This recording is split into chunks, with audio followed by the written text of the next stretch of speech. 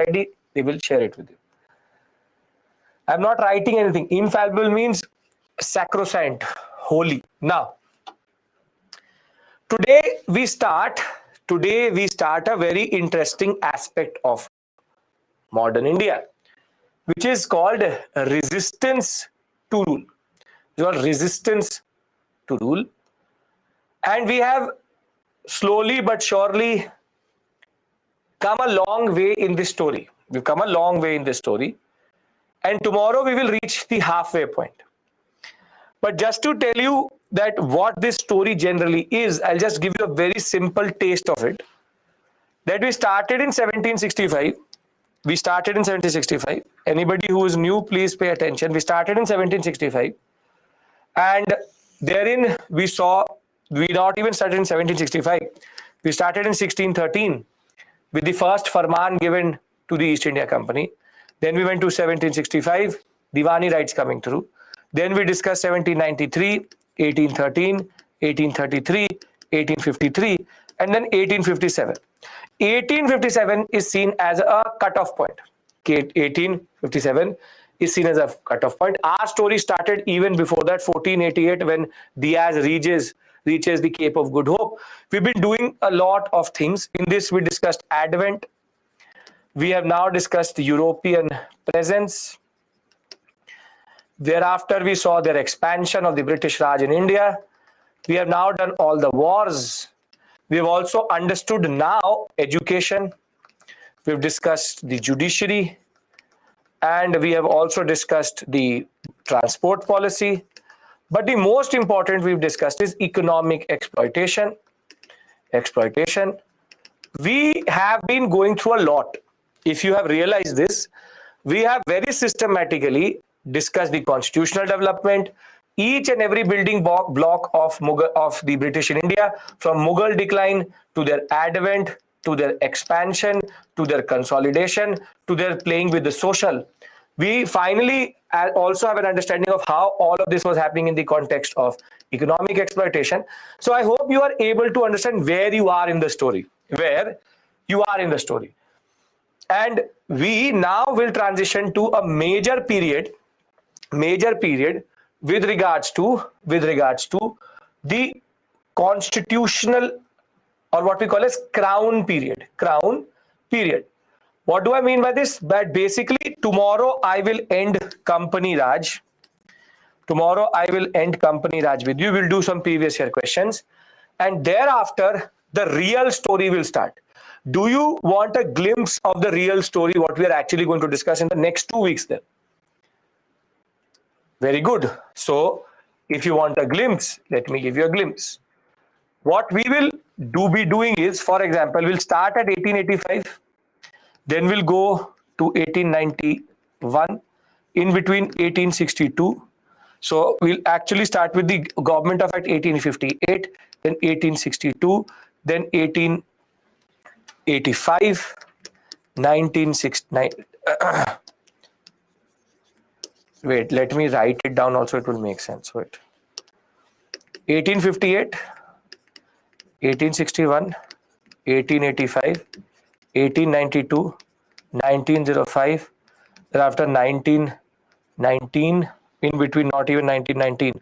Before that 1915, 1919, 1920 to 22, 1927, 1929, thereafter 1931, 1935, thereafter 1936, 1938, 1940, 1942, 1945, 1947. Just to give you a basic example of this.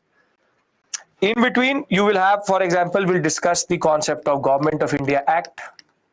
Then we'll discuss Indian Council Acts. We will discuss the INC formation, the safety valve theory. Thereafter, we'll go to Indian Council Act again. 1905 Swadeshi movement. Then advent of Gandhi.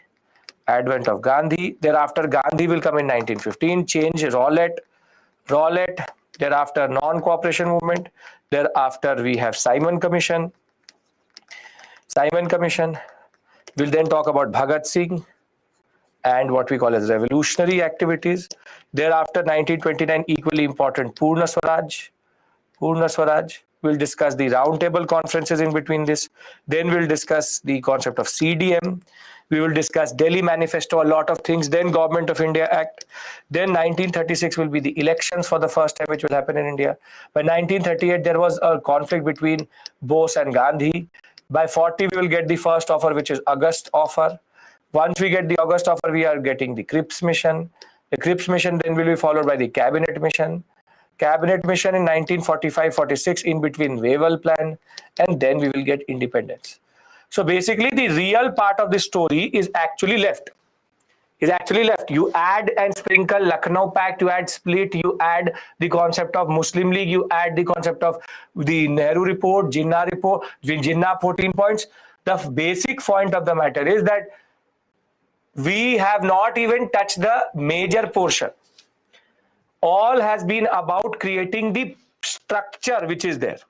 We'll discuss Dr. Ambedkar and Gandhi. The basic point of the matter is that Indian history, modern India, will now get into gear and will now become what you really know as the national movement. Are you getting my point? That we have just covered a very small portion by this point of time. We have just established everything, and now we will go for the national movement. And the stepping stone into this, 1875. What happened in 1875? 1875? What, Shravani, why didn't you write 1875? What is 1875? Now, the basic point is the stepping stone. The stepping stone is something 1857. Yes, 1857 is here. The stepping stone is this theme itself. So if everybody is here, everybody understands that we are now entering a very important zone, which is resistance. Then the ultimate resistance is going to be nationalism. So can we now start a discussion? Mangal Pandey, part of 1857 itself. He's not even the larger story. It's Meerut which is more important than Barrackpur. Okay. Now, the first type of question which can come from this area, which is called resistance to Raj, is that why did resistance actually develop? And what forms it took? So now you will pay attention to me. The set of factual data, you know what to do with it. What will you do with the factual data? What are you going to do with that? You will put it into tables. Perfect. But you also need to understand the larger understanding. Resistance means how they wanted to fight back. Now, when we talk about resistance to Raj,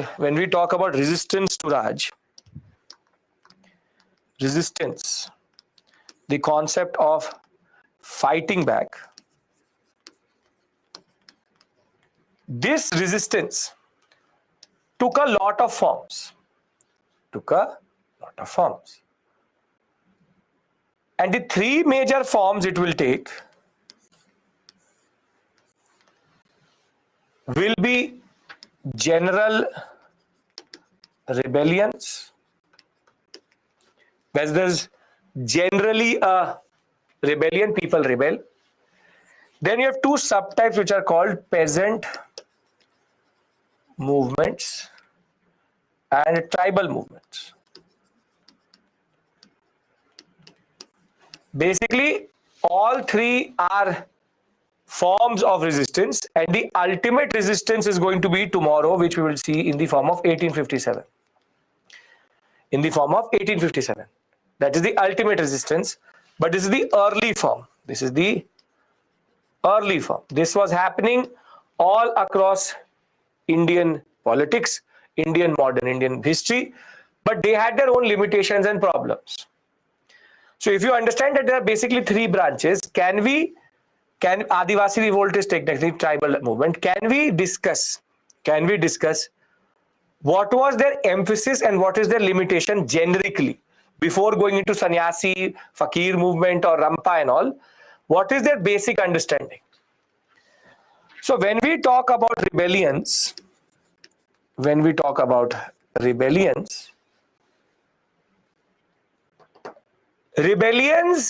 the reason, these are not specific to any class or any group. They're just rebellions.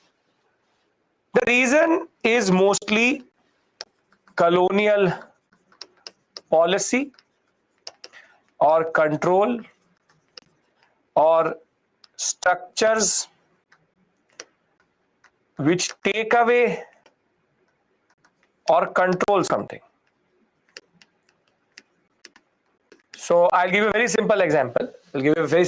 For example, you have what is called the Sannyasi revolt. So the Sannyasi rebellion, first rebellion in India. But why did the Sannyasi rebellion happen?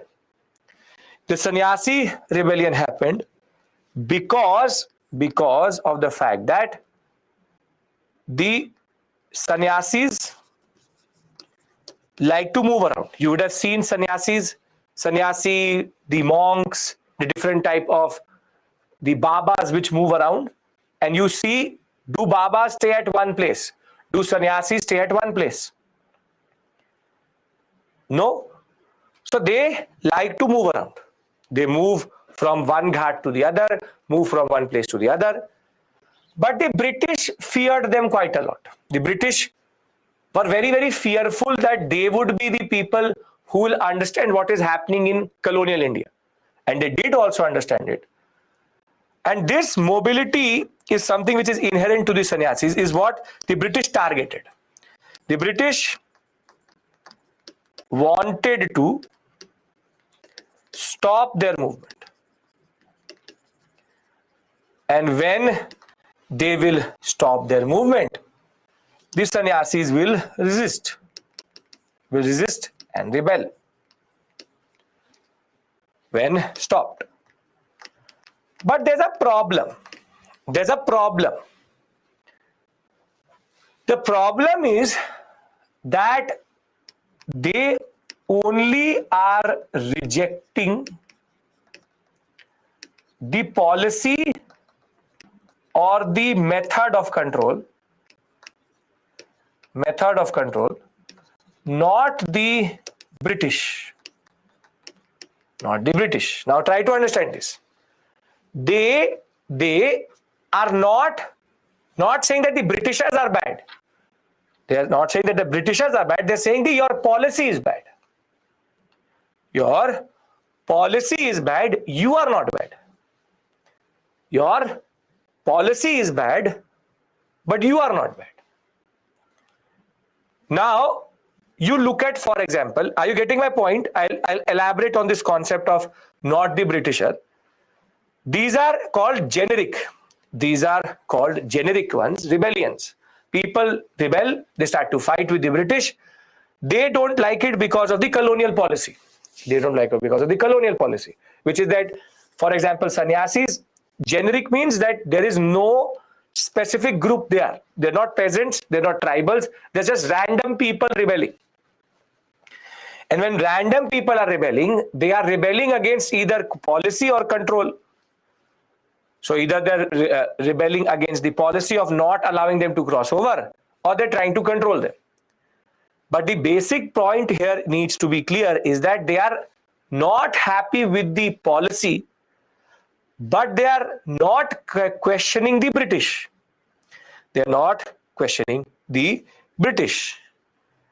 Are you able to understand this? Please understand this. See, I'll first expand on this. For example, you have peasants. The peasant movements in India. Why would the peasant rebel? The peasant would rebel because of the land revenue settlement. The peasant would rebel because of the commercialization. He would rebel because of deindustrialization. He would rebel because of the drain, the poverty, the stress. And basically for them, all of this was just either zamindars or were money lenders or were British officers. Now, when the peasant will rebel, he will rebel against them, not the British. Are you understanding this fact that they all are going after the branches of colonialism, not the basic trunk, which is colonialism? In India, there is one major tree, and that tree is basically British colonialism and their exploitation.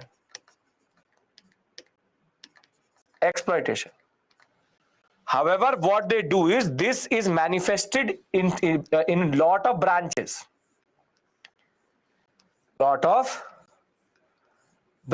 For example, police, zamindar, money lender, policy, the concept of planter, officer.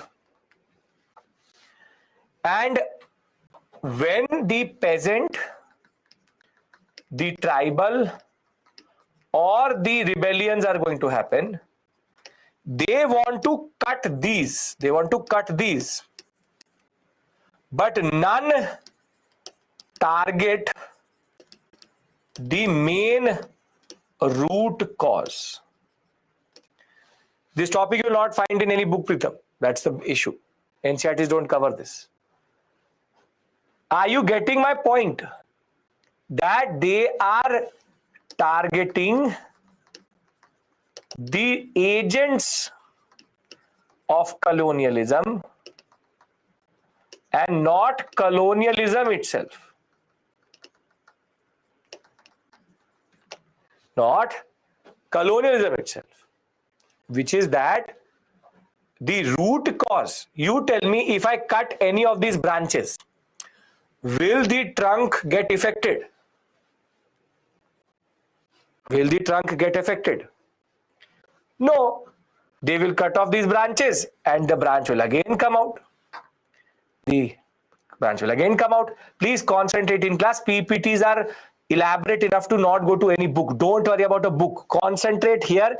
Even in the book, this will not be written. Be it Spectrum, be it Bipin Chandra, be it any book. Concentrate. You need to understand the underlying policy. The simple point is, and I will give you a table here, don't worry. The peasants don't like these policies, but for them, the face of colonialism is zamindar, moneylender, and British officer. For them, the face of colonialism is the officer. But the basic point of the matter is, by removing a zamindar, by removing a moneylender, by removing an officer, do they end British rule? Do they end British rule in India? No. So basically the early, why do we call them peasant and tribal movements, and why do we not call them nationalism? Is because they don't understand what they're doing. As soon as the British will come and say, okay, we will take care of you, then they will stop rebelling only. This is a major point you need to understand. Again, I'm repeating myself that basically they are targeting the branches of colonialism. My exploitation is because of the zamindar. But who made the zamindar so powerful? Who made the zamindar so powerful? Who made it? The British did. So who needs to end? The British or the zamindar?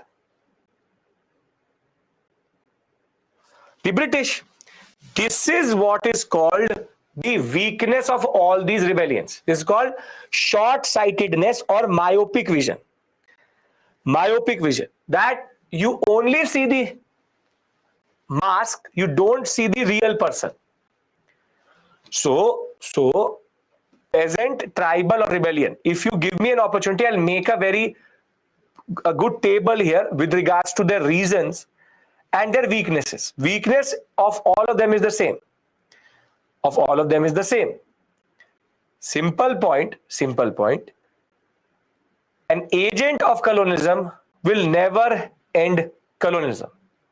Will never end colonialism. You have to target the British, not the agents who are there. All agents are created by the British. They have been given power by the British, but the British are the real root cause. So the branches are cut off, they are being targeted, but the core structure of colonialism does not change. And this is why 1857 was different than all of these. 1857, the Sipahis said, no, it is not the Zamindar who is the problem. The problem is the Britishers who are the problem. The Britishers who are the problem. You tell me one thing, simple point. I'll give you a very simple example. You give electricity bill. Yes. Now the person who collects the money for the electricity company, he comes to your house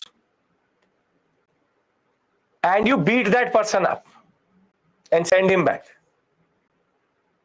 Has the core issue been killed or is it still there? You will beat one up, the next one will come. Only when you challenge the electricity company, then only you change anything. So basically, you have to hit the root cause, which none of them do. And that is why I'll show you a type of question which can come, which is that what were the reasons for rebellions? However, what was their major weakness? Their major weakness is that they are very short-sighted, don't understand colonialism itself, and that is not their problem. They actually don't understand that there is a root cause. And this colonialism itself is going to become the problem. And they are very, very, very geographically distant to each other.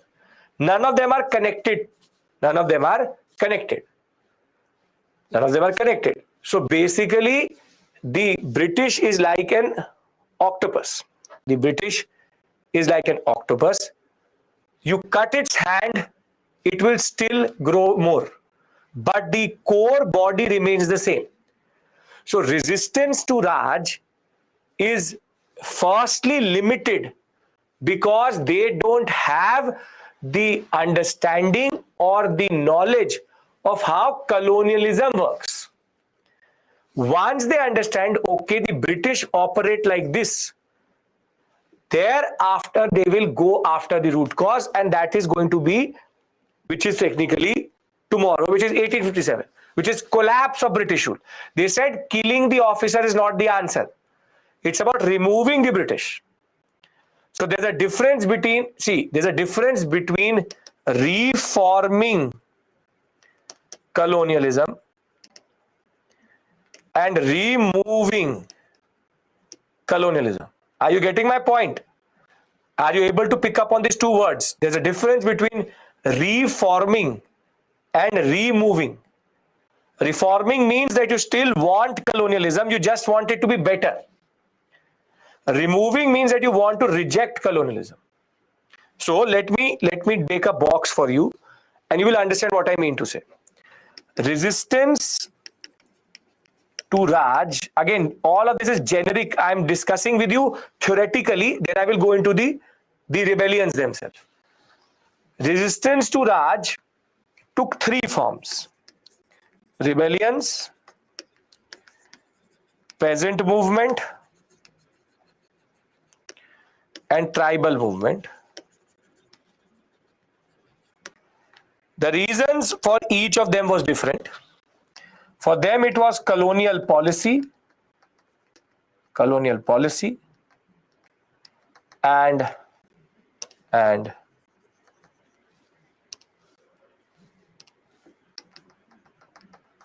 colonial policy and the control of the British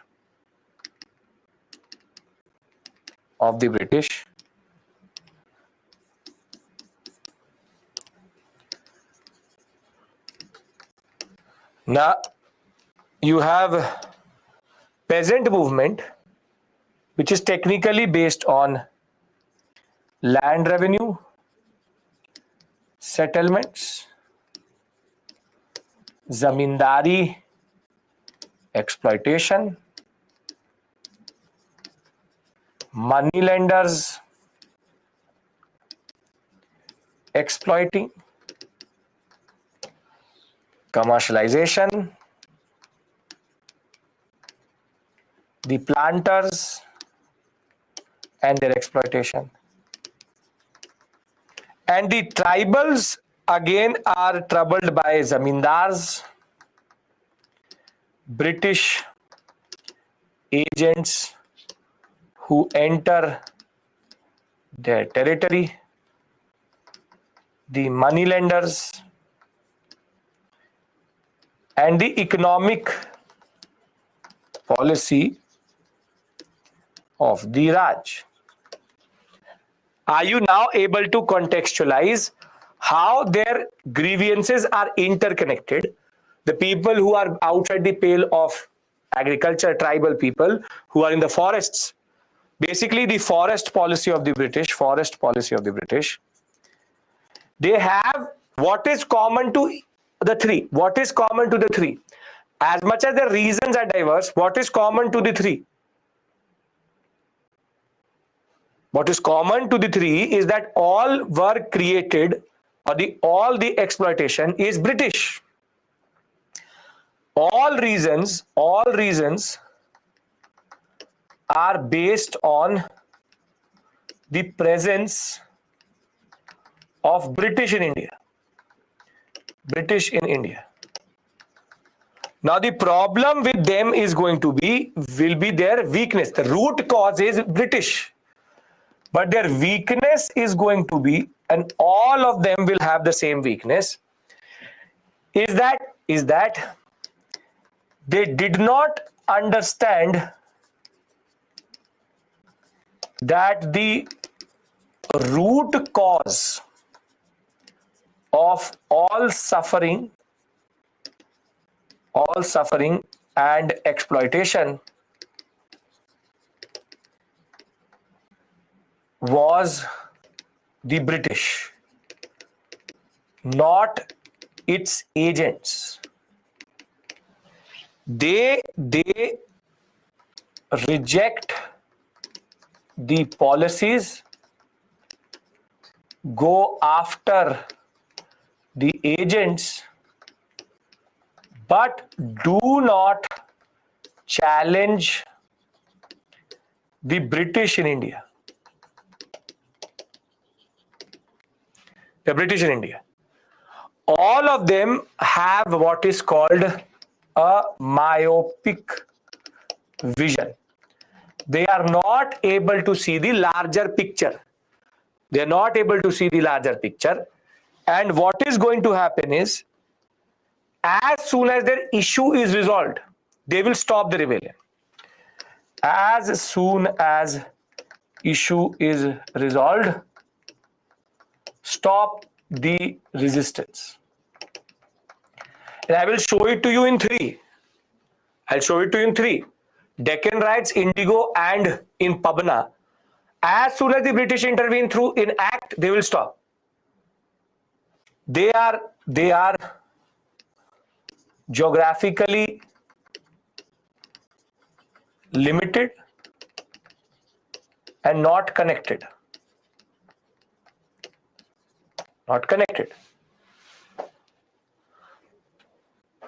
What would be it is all classes, all groups, all communities. Well, here it's only peasant and here it's only tribal. So these are isolated events which happen and have no connection with the larger story. Are you able to understand this point? I'll tell you what type of question can come.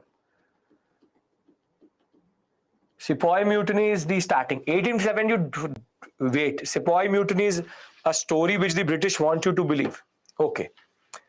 Now, basically, if I had to give you a question, if I give you a question like this, discuss the reasons for the development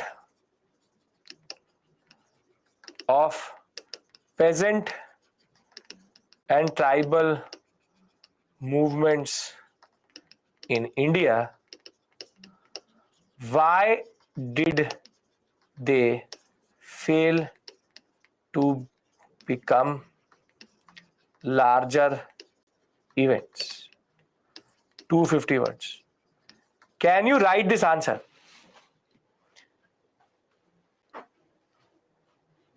Yes, you will have to, Shafruddin, not right now. Abhi, first understand the concept. You all know the reasons. Reasons we've been discussing for now close to 10 classes. The reasons are colonialism. However, the problem is that they failed because they are very, very limited. This is one whole question. This is one whole question which needs to be written in 250 words. So you would have to first talk about their reasons in one paragraph or one point, and you would have to talk about their myopic vision. Simple point is, they lack the vision to understand colonialism. This is the first discussion I wanted to have with you. Can you now understand what is the larger context of this theme? You write with them, no issues. Yes, lack of understanding of the larger picture. Can everybody consent to tell me that you understand the theoretical aspect of this theme? Theoretical aspect of the theme. Simple to simple point is, there is 3 different manifestations of resistance to Raj, and simple point is rebellion, peasant and tribal are there. This in turn have their own issues. For some it is colonial policy, for some it is the land revenue zamindari exploitation, for some it is the forest policy itself. Reasons are basically based on British in India. However, the weaknesses are more systemic and more problematic. All of them are just trying to cut the branches of colonialism, not colonialism itself, targeting the agents of colonialism, not colonialism itself. They don't understand that only when this will fall, then only something is going to happen. Is this clear? Vijay, post your question again. Clear? Great. The question is very simple. Discuss the reasons for the development of peasant and tribal movements in India.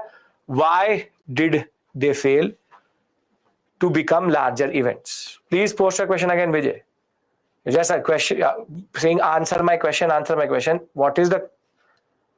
You want me to write the answer for this question. But that is not the purpose here. I am telling you intro, body, conclusion. 3 parts. Introduction, talk about how the British came to India. Body, there will be 2 parts. One part is going to discuss reasons. One part is going to discuss the failure. And the conclusion is going to be their myopic vision will be the problem. You write it and send it to islive@byjus.com, and it should not be a problem for you generally. It should not be a problem for you generally. Develop this understanding. Stop looking for model answers. Your writing style needs to develop. Once I come into the national movement, I will discuss the concept of answer writing with you with more examples. But as of right now, I want you to develop the concept. I've told you 3 different parts: intro, body, conclusion. Introduction, how they came, 2 parts, and thereafter conclusion. Can we move on? Every time we can't give the same intro. No, don't do that. All questions same intro. Don't do that. Every question is different, so the intro is different. You write it and try to figure out how to make an intro. There is no set plan. Everybody has their own understanding and everybody has a different style. Learn to first develop your style, then I will shape it. First learn to walk, I will make you run, don't worry about that. Okay. Now, if this is clear, conclusion means how to conclude the whole concept, that what is the significance or impact of the concept. How many pages can we write? 250 words you have to write. In however pages it comes in. Now, this was the theoretical discussion, which is common to all of them, that basically all of them are limited in geography, and are limited in aims, and there is no connection. In every answer, intro, body, conclusion has to be there. So, no connection, limited in aims, and geographically very, very limited. Now, the basic point is, now we need to learn how these movements came through. The simple point, intro and body are included in all 250 words. Everything is 250 words. Intro, conclusion is mostly impact and significance. We had a discussion about this. This is mostly how it started or introduce the topic. This is mostly impact. We'll talk about it. Don't worry. When we'll go forward, I will give you that. Right? Okay. Articles, conjunctions, all counted. Yes, everything, every word you write is counted in 250 words. Okay. 3 pages. See, I said, if you write big, 250 words is going to come in 5 pages. Don't do pages. Your handwriting will dictate how many pages. Now, the purpose of the discussion will be the same. As, see, tell you one thing, simple point. Please, this is the last thing I'm going to say about answer writing. No one has the time in UPSC to count each and every word. But a 250 word answer and a 300 word answer shows that it is over limit. You go to 254, they're not going to come to your house and pick you up for 4 words. However, if you make it 300, it will evidently start to show. So 2, 3, 4, 5, 10 words is not a problem. But 50, 60 words will show in the examination. So don't have to be paranoid. Right now, if you are preparing for next year, it's about first learning how to write. Then we can consider precising, or what we call as condensing it. Please understand this point. First, learn how to answer a question. Don't start to condense it right now. The time and the words don't matter. It's about how you write which matters. Okay. Now, the discussion we are going to have, the format is going to be the same. The format is going to be very simple, that we will make a table. For tribal, I have already made a table, but for this, I wanted to make a table because it's a very limited list. And again, what we did yesterday, you just have to put in the basic concept. There will only be 2 columns now. There will only be 2 columns here. And the basic point is, if you want, you can put 3, but not everywhere there is a rebellion leader.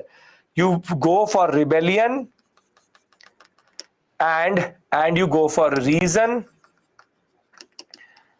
personality. So what we are going to do now is what are called generic rebellions, not peasant movements. Can we discuss generic rebellions, sannyasi, kuka, this and that? Okay. So the first rebellion in India, which lasted for close to 60 years, is called the Sannyasi rebellion. Sannyasis, as I told you, did not like the way the British used to try to control their mobility. But more than that, the more the people became distressed, the more the people went into the larger understanding of taxation, land revenue settlements. People became landless. And when people became landless, they started to join the sannyasis and started to wander around. These fakirs and sannyasis, however, were now such a big group that the British started to fear.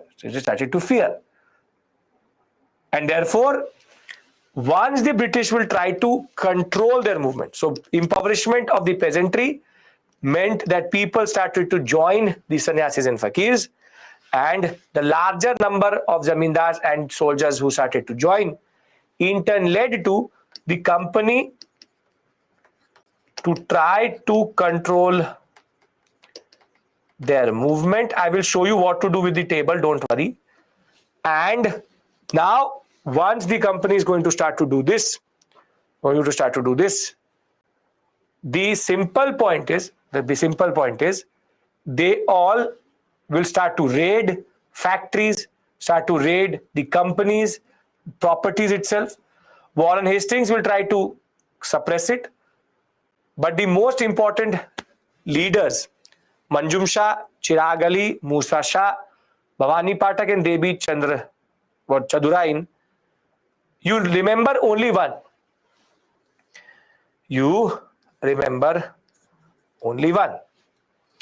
What you do is that you take this table and you write sannyasi. Thereafter, Majnun Shah, colonial policy to control their movement. You can write this much. Fakir, sannyasi, same thing. So again, the story is going to be condensing the data. So sannyasi, and don't bother with this. Because it will become too much to manage. So sannyasi rebellion happens because the British were trying to control them. And there's one more movement which happens, which is called the Fakir uprising, which is technically same Manjum Shah, now unhappy with colonial rule, will bring in the farmers and zamindars of Bengal also, and the Muslim religious mendicants. Fakirs are basically Muslims, sannyasis is the word used for Hindu sannyasis. But the Fakir uprising brought the sannyasi rebellion, or the sannyasi rebellion gave birth to the Fakir uprising. So very simply, Fakir uprising, Manjnum Shah, Muslim fakirs join the sannyasi rebellion. So basically, you just have to know the basic point. Don't write the dates. It will become too much to manage. Are you getting the purpose of this discussion? I told you these are the only two themes in which there are a lot of facts. The only way to tackle them is to condense them. Can we agree to this? Yes? Very good. We can agree to this. I told you last day of pain. After this, no other topic is like this. And in tribal, I've already done the task for you. Okay. Now comes the Pagalpanthis. This is a semi-religious sect which was created by Karam Shah. His son Tipu Shah will organize a rebellion against zamindars and local agents of the British officers. It had all the Halong tribe, the Garo, Muslims, Hindus, all in the eastern sector. And they will be brutally suppressed by the British authority. Now tell me one thing. Going after zamindars and agents is going after the concept of colonialism or only the branches of colonialism? Only the branches of colonialism. So this is the basic problem here. All of them are exhibiting a major weakness. A major weakness. Simple point. We have done sannyasi, we have done fakir, and now we've done pagal panthis. And basically, all three are religiously motivated. They are very not happy about their mobility.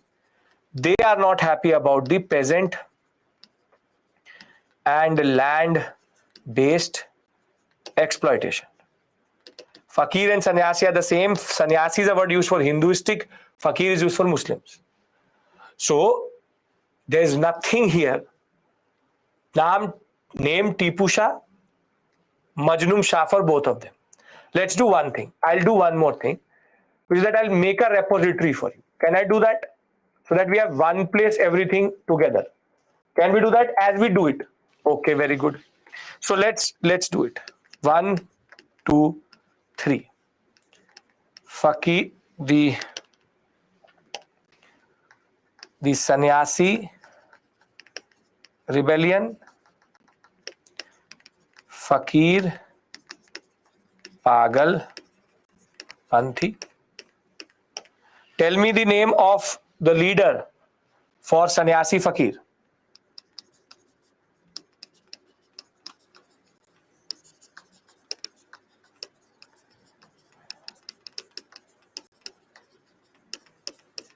What is their issue?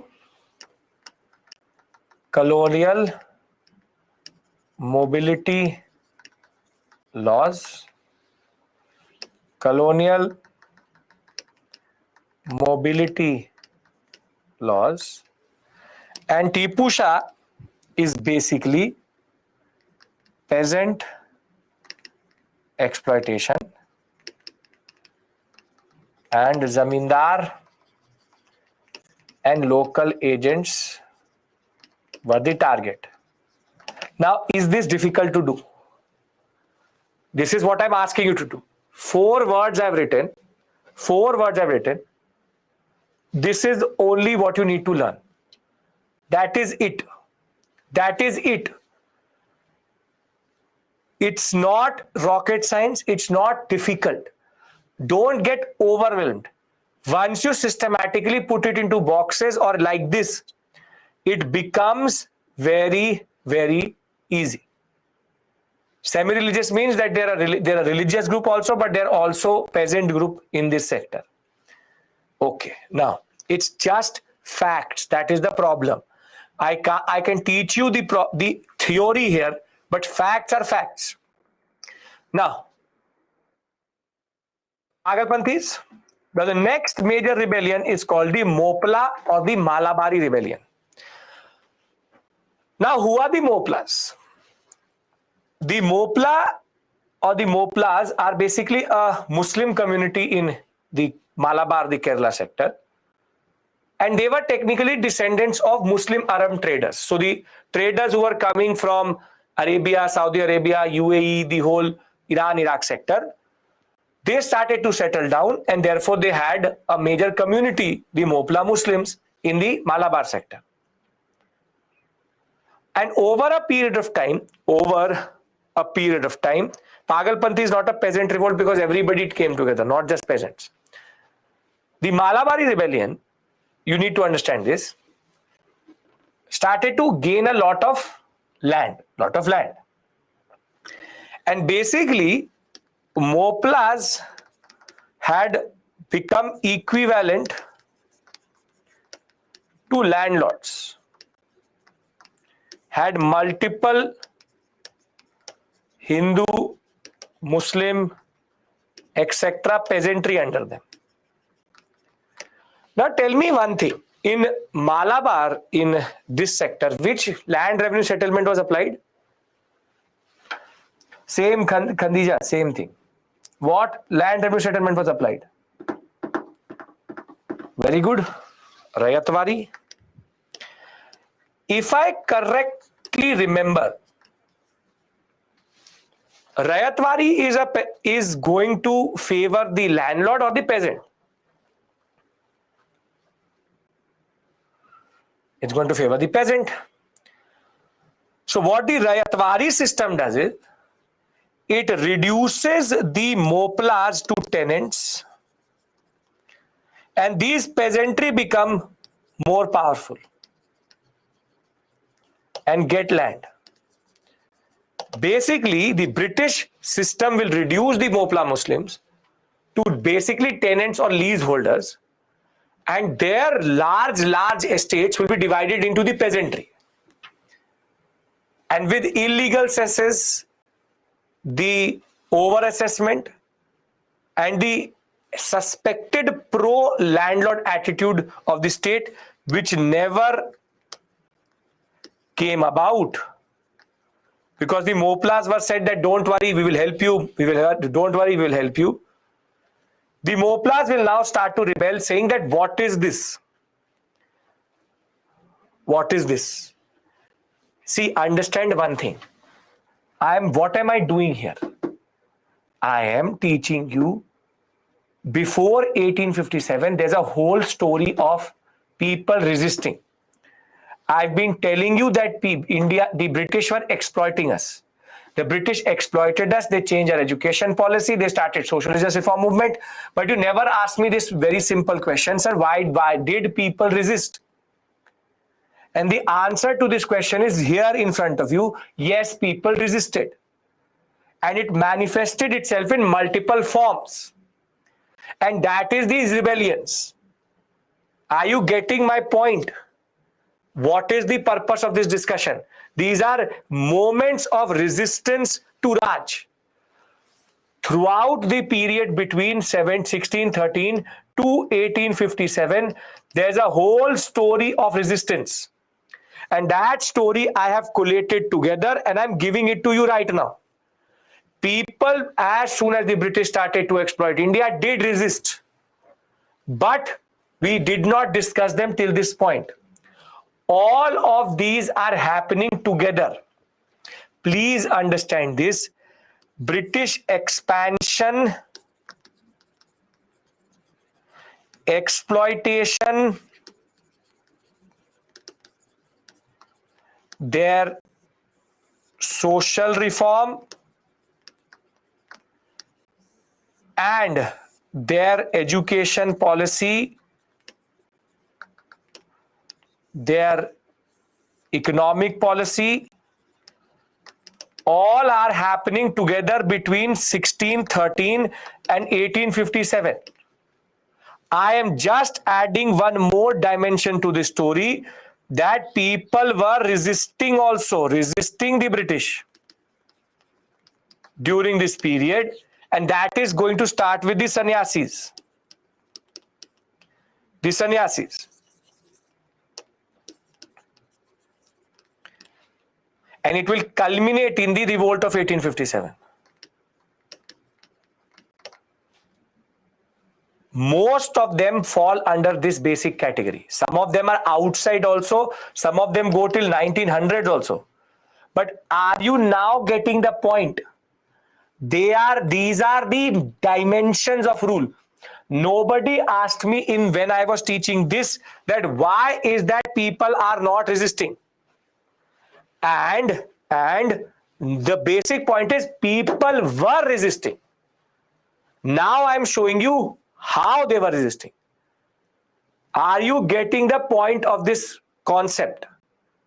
Because I'm not blindly teaching you events. All of them are linked to larger colonialism. And that is the point of this discussion. But what is common to all of them is, you tell me. What is common to all of them till 1857? These rebellions will go on till 1947. What is common to them is that they were exploited by the British, but they never understood that it was the British who are the problem, not the other. It is not this which is the problem. The problem is that the British exist in India, so we need to remove the British. They never targeted colonialism. They only targeted the branches of colonialism. Therefore, why is that we in 1857 we didn't get independence? I'll say it in this way. Why is that these events are isolated events? Why did not the Moplas give us independence? Because they never understood what was happening. Are we now on the same page? Because I can't pointlessly go on with these rebellions and you don't understand why are we discussing them. These are moments in which people had enough, but the problem was there was no unity, there was no connection, there was no vision. Okay. So Moplas, now listen to me, is a community. Don't have to complicate it. We don't have to become a thesis, or we don't have to write a thesis on the Moplas. Moplas, Malabari rebellion, same thing. And you can see it's happening for a very long time, close to 100 years. This community was a landlord type community in this area because of their very, very long history in this sector. Rayatwari comes in this area, totally takes away their right because Rayatwari does not recognize zamindars. Therefore, the peasants became very, very powerful. And in turn, the Moplas will have 22 rebellions against the British. Every time the British will suppress, but this similar problem is going to be there. The Moplas will rise, the British will suppress, the Moplas will rise, the British will suppress, the Moplas will rise, British will suppress. Simple point is, in my story, I only have to add one more entry into this concept. I only have to add one more entry, which is Mopala. There is no specific leader, and the target was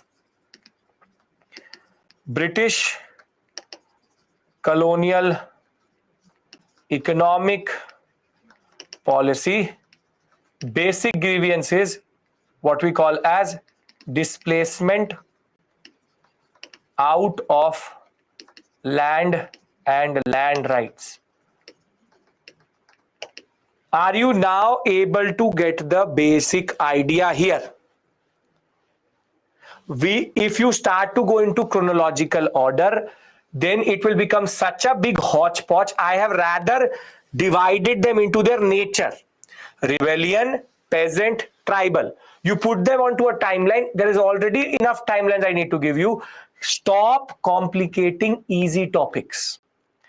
My job for the past, the previous module and this module was take these facts, learn them, and then forget them. That is it. You cannot literally learn each one of them. You have to go for a limited set of number of facts. Learn them, and if they come in the examination, good. They won't, no issue. But I will rather concentrate on where the questions are coming from. I will show you tomorrow all this for nothing. All this for nothing at all. One question, two questions will come in the past 10 years. So we need to understand that the purpose of this discussion is to reach 1857, because then only I can talk about nationalism. Are we clear with regards to our strategy, how we are covering modern India? Because we need to be on the same page. Great. Perfect. Now, Popla done. Now the next is called Kuka. Kuka we did yesterday itself. Also called the Namdharis, Sikhism. Started as a religious purification sect of Sikhism, basically a revivalist. Wore white and hand-woven clothes. They boycotted British goods and products. And the main leader is Ram Singh, who aimed restoring Sikh rule in Punjab. And he was later captured and sent to Rangoon, which is Burma.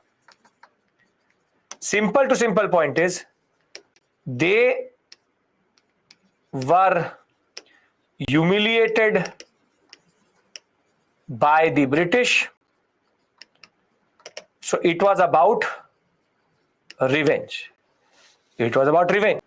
So in my story, 5 Kuka Ram Singh, revenge for Sikh humiliation in Anglo-Sikh wars. Any issue with regards to Burma is Myanmar? With regards to these five, everybody is with me. Sit there, relax, enjoy it. Don't note anything down. I'm literally making notes for you.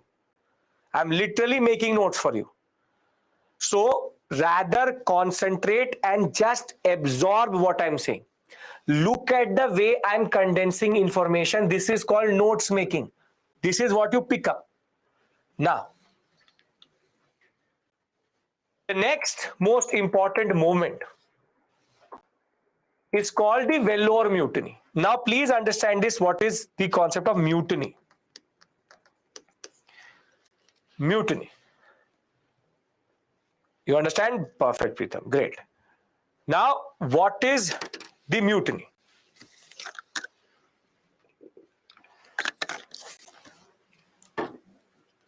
When the army rebels, it is called a mutiny. Mutiny is a very specific military term. You will do 2-3 mutinies with me.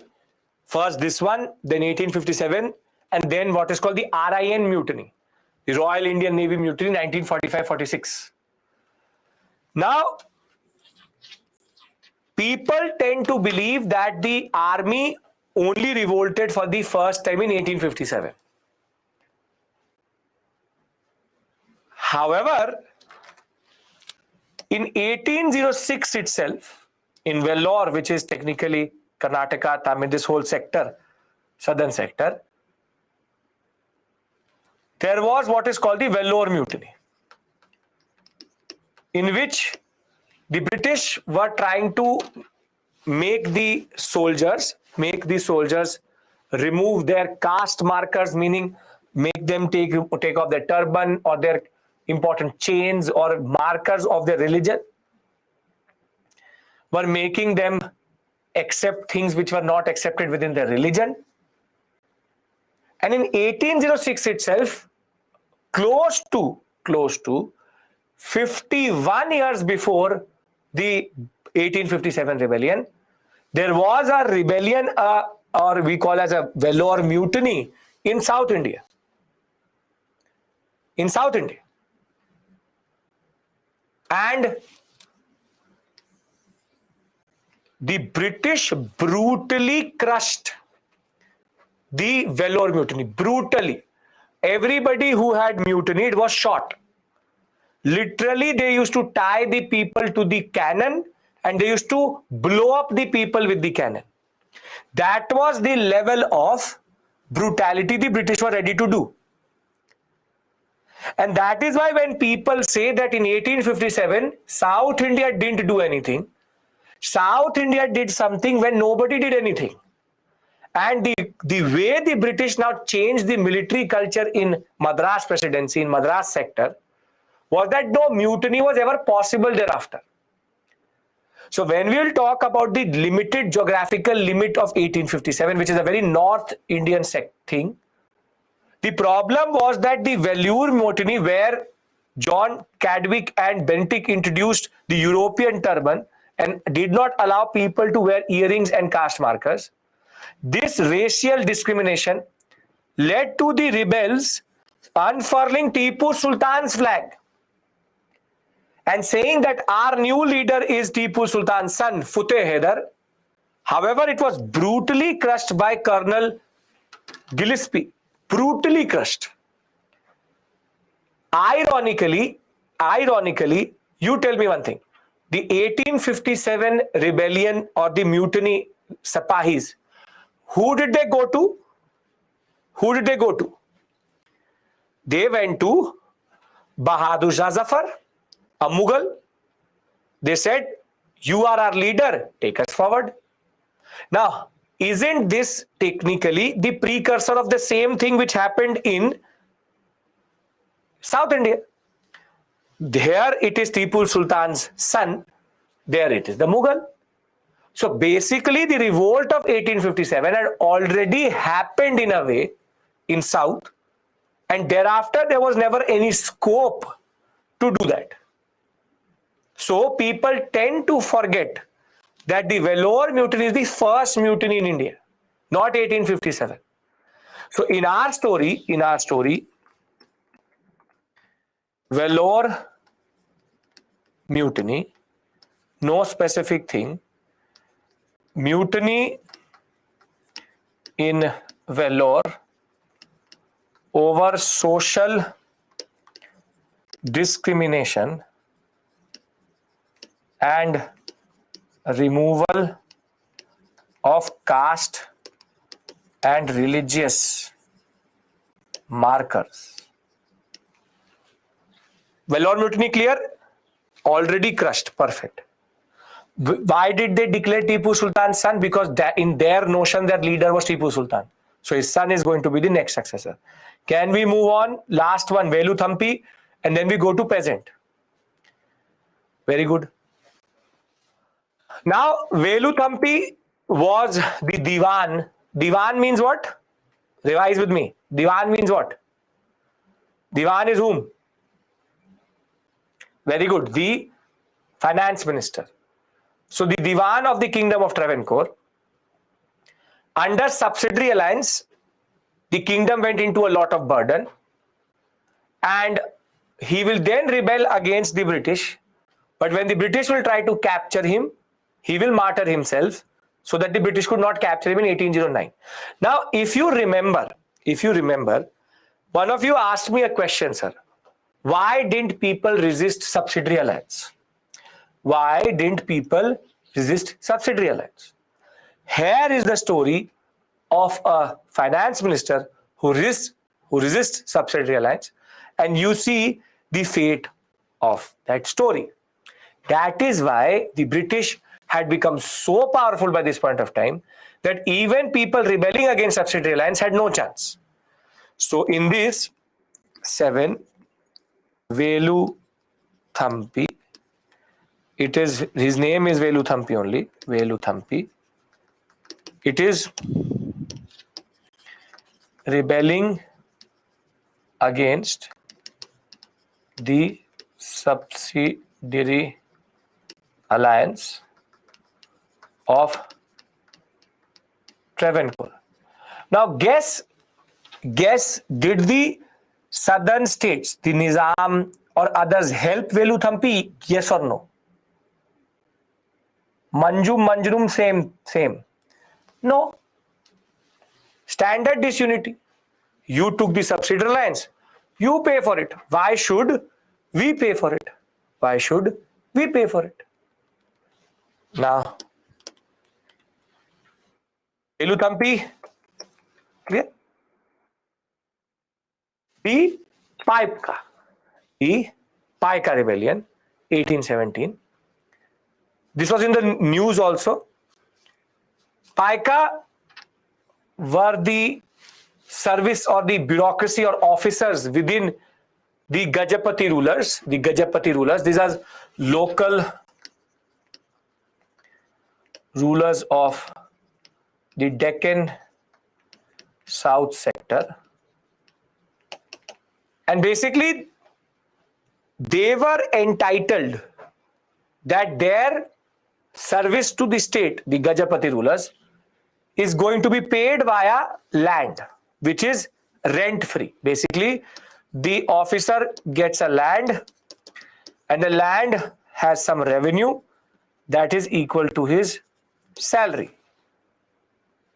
And the state or the ruler will forgo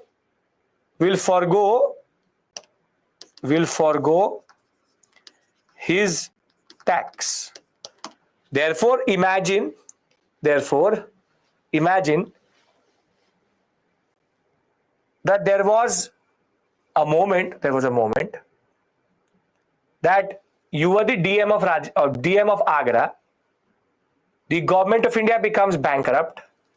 So the government of India says that your salary is going to be the revenue of Agra. So basically, and we will not take anything from you. Basically, this is the equivalent to this, which is that the revenue equals to the salary and they foregoed their tax.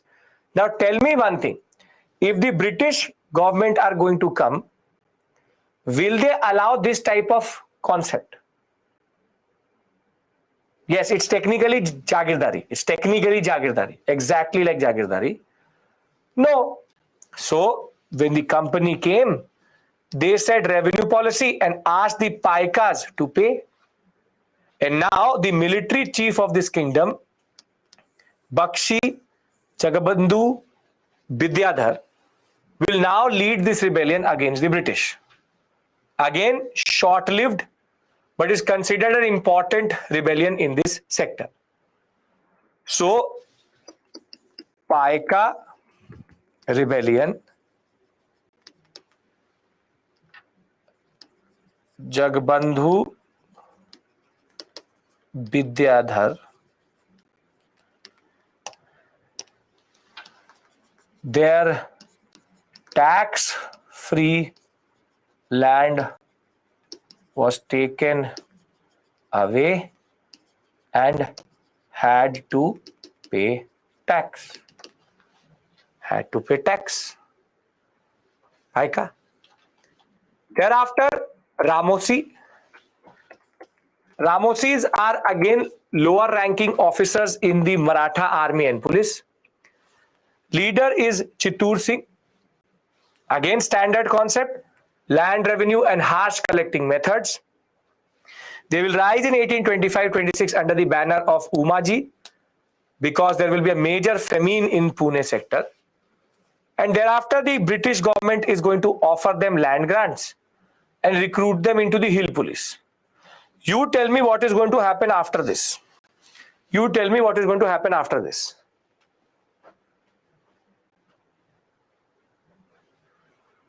They will basically abandon their cause. So they rebelled against policy.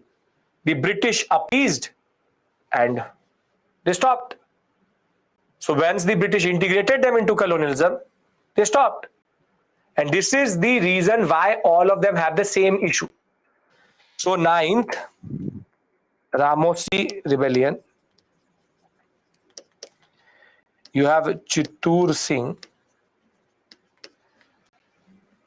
Harsh revenue collection methods in turn rebelled, integrated into colonial state. Colonial state. Now, this is the story of peasant rebellion. This is the story of rebellions. There are others also which happened all across India in different parts, from the Chenchus to the Tana Bhagat to the Naikadus to the Gatkari to the Kittur. We don't have to remember. Do not remember. But what I want from you very simply is that you remember this list. Can you remember this list? Himalaya, don't put them in chronological order. It will create a big mess. Such a big mess, it will be very, very hard to manage. I am the first person to put things into chronology. Which I am asking you not to put it, there's a reason for that. Simple point is, sannyasis, colonial mobility policies, what they did not like. Manjum and Majnum, same person, colonial mobility. Pagalpanthis, Tipu Shah, they did not like the colonial exploitation. Moplas, again, they were reduced to tenants, so they did not like it. Kukas did not like how the Sikhs were humiliated. Vellore mutiny is when they took away their religious and caste markers. Velu Thampi rebelled against the subsidiary alliance of Travancore when the British started to annex under subsidiary alliance. And Paika and Ramosi, again the basic point is, Paikas were not very happy in the way their tax-free land grant was taken away. Like technically the Jagirs were taken away. And the Ramosis, Chittur Singh, harsh revenue methods integrated. Total there are 9. Can you remember these 9? They will never ask a chronology based questions because they are not happening 1 year. They are happening over a very big period of time, and their starting points are also not clear. Sannyasi rebellion happens for 60 years. Mopla rebellion happens 22 times in different years. When I'm telling you, they will not ask you. They will not ask you. Can the mains question cannot be discuss the sannyasi rebellion? That is not the question. Mains question will be something like this. You are already equipped to answer a mains question from this area, which is this. Can you answer this? Then you can answer any prelims question out of that table or this basic 9 list. Can we take a break and come back and do 3 very important peasant rebellions? Because here I need to do with you 3 very important: Pabna, Deccan riots, and Indigo riots. Right? So it is what? 6:22. We come back at 6:32 and we'll take this story forward. Perfect. Great. I'll leave you with this.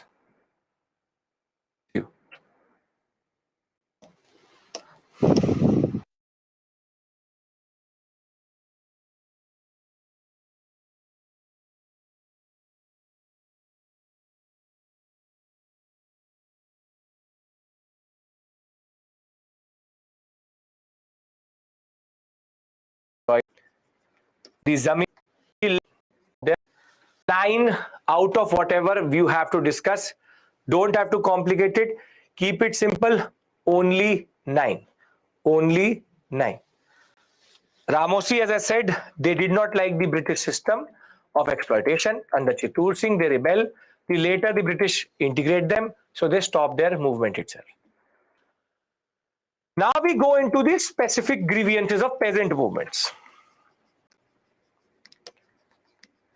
And it should technically not be a surprise to us that basically the peasants would rebel. Would rebel. You tell me, wouldn't the peasants rebel? The level of exploitation, the level of distress, poverty, problems which they were having, wouldn't the peasant rebel? Of course they will. So basically the reasons should be now on your fingertips. Exploitation, the problems related to what we call as land revenue, the zamindars are the ones who basically were becoming the face of exploitation. The planters, the moneylenders, all were destroying the peasant and the economy. There is deindustrialization. There is forced commercialization. If I wake you up at 1 in the night, you should be able to tell me this, that why would the peasant not rebel? Why would the peasant not rebel? The peasant would rebel because he was the moment or the site of all exploitation. And therefore, the peasant rebellion does not come as a surprise to us. Does not come as a surprise to us. However, the problem of the peasants was, as soon as the British introduced an act or a law for redressal to redress their problems,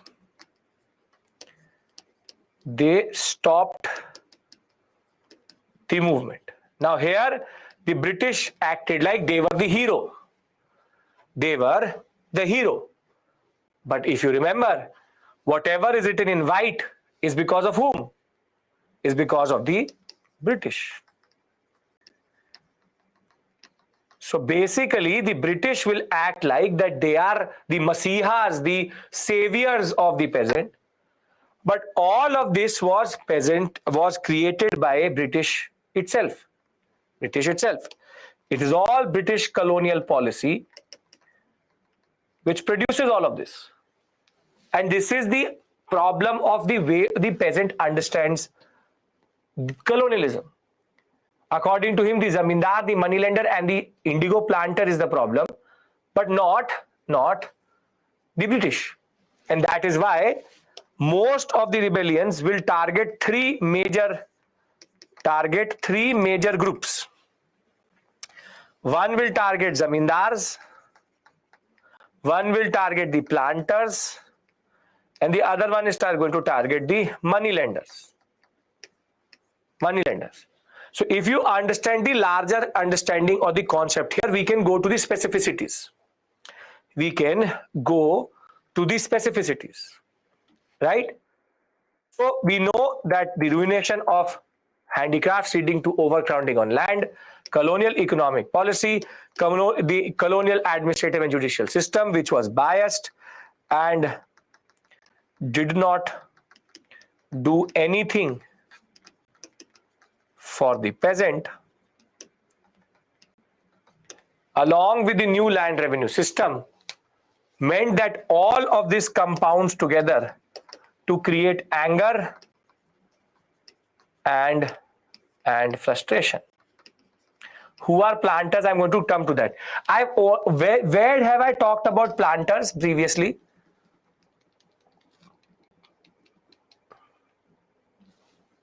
Indigo, Nij, Rayati. So it should not come as a new word to you. The way the Nij system was based on planters and they pushed it on the riots, into the riots. So the first major rebellion for the peasant is called the Rangpur rebellion. And this was about squeezing out maximum amount of revenue out of the peasant. And the problem in Rangpur, which is in Bengal, was the Ijdar. What is the Ijdari system? Ijdari system or Ijdar? I've discussed this with you. What is Ijdar or Ijardar or Ijardar? Who introduced this system? Very good, Tanu. Very good. Perfect. Great. This is Hastings system. Hastings farming system was locally called as the Ijdar system.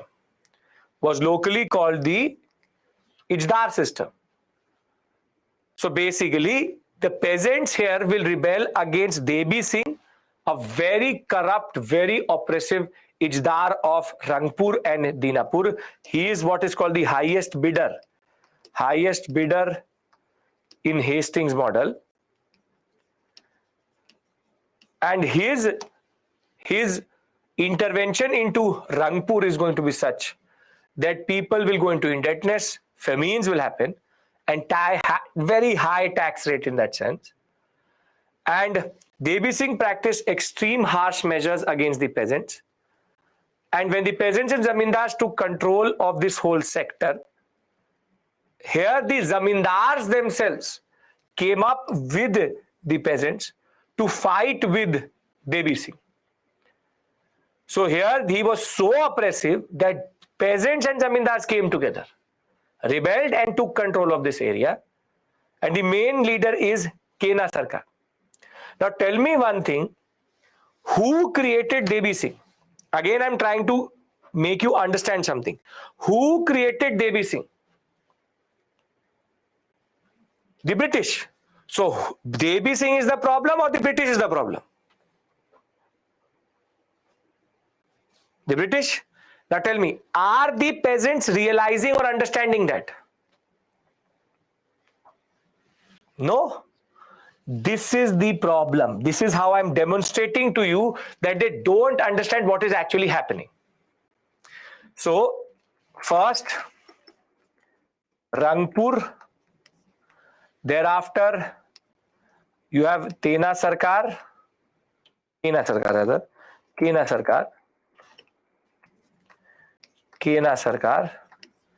and Debi Singh, the Ijardar or farming system highest bidder was the oppressive personality. Any issue, Rangpur? Very good. Now comes Indigo Revolt, very important, 5960. Please listen to me. Please listen to me. I'm again repeating what is indigo. If you remember, indigo is a crop, is a plant which grows leafy plant, very exploitative plant, in the sense that it takes away a lot of fertility in its process of growth. Kneel, as it is called, it's very fertility centric, takes a lot of fertility away. In India, there were two systems which were there for indigo cultivation. One is called Nij, the other one is called the concept of Rayati. 5% of all production was Nij, 95% of all production was Rayati. Under Nij, the British planter, he grows this plant on the land he owns and produces the indigo. But this was a disadvantage, as all damage borne by the planter. So rather, they wanted the peasant to produce indigo against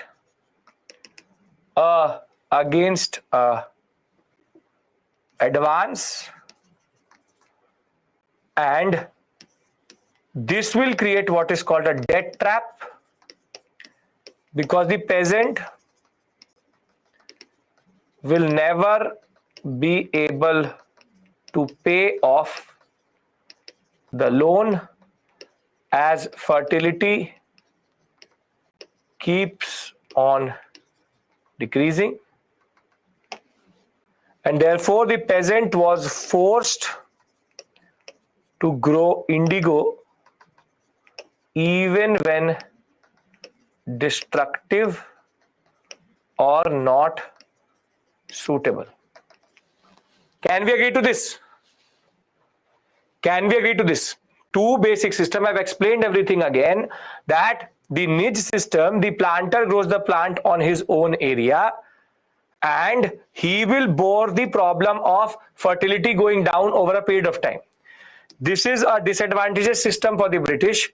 So therefore they force the peasant or give the peasant an advance, saying that you make it on certain parts of your land, teen kathia as it was called, that you do it on 25% of your land and we will pay you advance and buy it on a fixed rate. However, the peasant will over a period of time will never be able to pay back the advance, because there's a progressive decrease in fertility, so the progressive yield is going to go down, and this in turn will force the peasant to go into a destructive and non-suitable cultivation of indigo. Is this clear? Dadani system has nothing to do with this. Dadani is very specific to weavers. Is this clear? We will do that, Shivam, tomorrow. Can I move forward? Because I have to discuss what is going to be the response. Now, even when the peasant wanted to come out of the Rayati system, what is going to happen is that the peasant will be rejected coming out of the system. They will be beaten up, they will be tortured, and the different planters had what are called lathials, thugs, goons, gunde. And if you did not pay up, they used to literally force you to pay up or force you to cultivate. And it is against this exploitation that the peasants in the Bengal sector are going to rebel against the indigo planters, the UP, that whole Doab sector, UP, Bihar, Bengal. And these are called the indigo riots. Indigo riots, in which the peasants will take up arms and go after the planters. Now tell me one thing. This is an example of planter-centric response. Was the planter the problem or larger colonialism? It was the British. But for the peasant, the face was the planter. So indigo is an dye plant, high demand international market, grown mainly in Bengal and Bihar. Indigo planters were mostly British.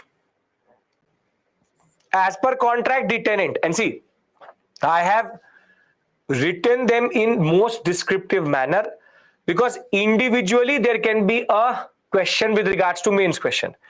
Indigo revolt, there can be an individual mains question. And as you can see, there's a lot to write in this area because of the Nij and the Rayati system. So, indigo planters forced to grow the people of India indigo. As per contract, the tenant was given a token amount as advance and were to required to grow a certain amount of indigo on the best land and sell the produced at a fixed price to them.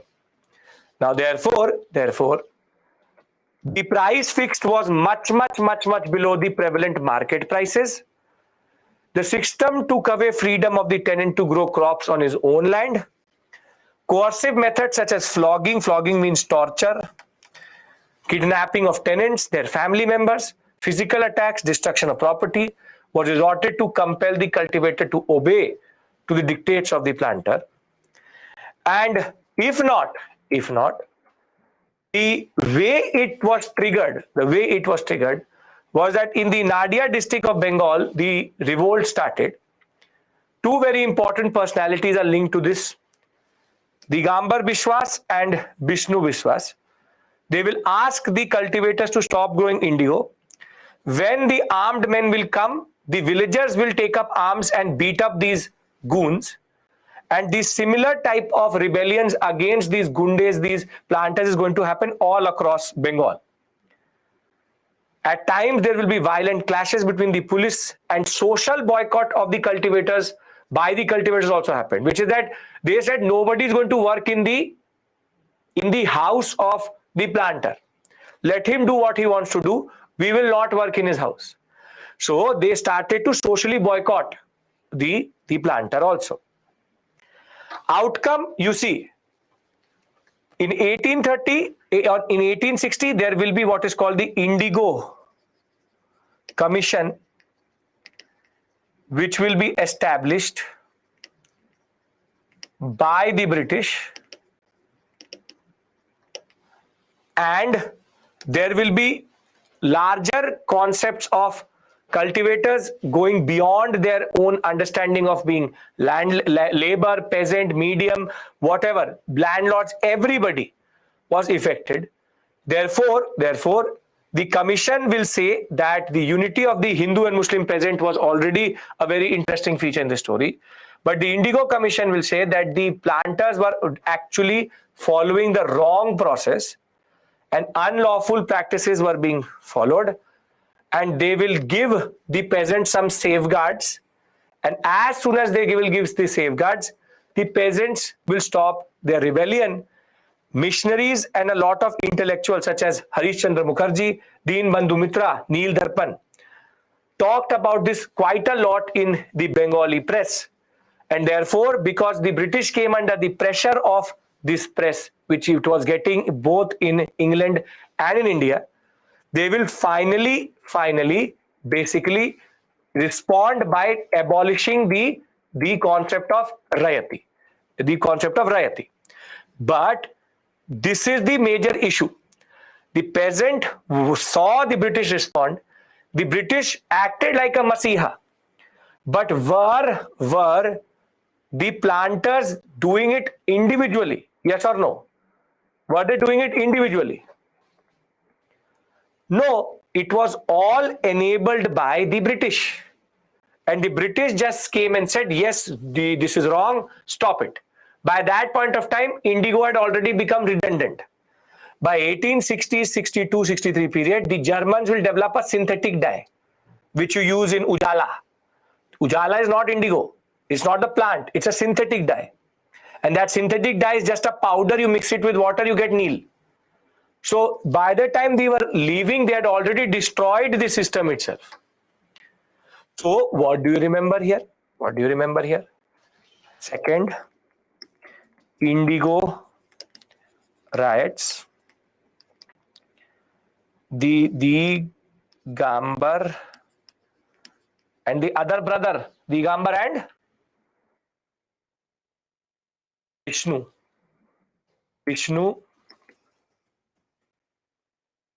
Biswas against indigo planter exploitation, rebellions across Bengal. However, ends with the British appointing Indigo Commission. Can we just remember this much for the examination? Will be able to identify it? Yes. Great. Now let's go to another district of Bengal, which is called Pabna. Pabna is a very interesting area in eastern Bengal. Neel Darpan written as a form of a play to tell how the indigo planters were exploiting the peasantry. Now in this again there are three leaders. You see I've already systematized it in such a way, and if you link all of the points which are written here, you will automatically get a 250 word answer. Though I'm still writing them down, they're not more than 250, 260 words, maximum 300 words. I have to just condense it. So Ishwar Chandra Roy, let's remember one name. The Indigo Commission abolished the Rayati system. By that point of time, Rayati itself, indigo itself has become redundant. So we'll remember Ishwar Chandra Roy. And here it is on the other side of the spectrum, landlords. So in our story, now we have the second type of story, which is third, Pabna, Ishwar Chandra Roy. And this is the landlord based exploitation, which became the reason. So you see the different tastes of rebellion we can see in Pabna in indigo riots, and you will see Deccan riots is going to be against the money lenders. So what are the details here? Very simply, you have Ishwar Chandra Roy, who starts a movement against the high demand of rent by landlords. They raise the rent by using dubious means of cultivating land, and the revolt is against the landlords, And you see, the irony of the story is the protesters pledge loyalty to the crown and call themselves the subjects of the queen. And they pleaded to the British that help us against these landlords. These landlords are exploiting us. We are the subjects of your empire. We are the subjects of the queen. The queen has a responsibility. But little did they know that the queen was the one who had sent the landlord. Dubious means shady. This is the basic point. They didn't get the larger picture itself. This is the problem.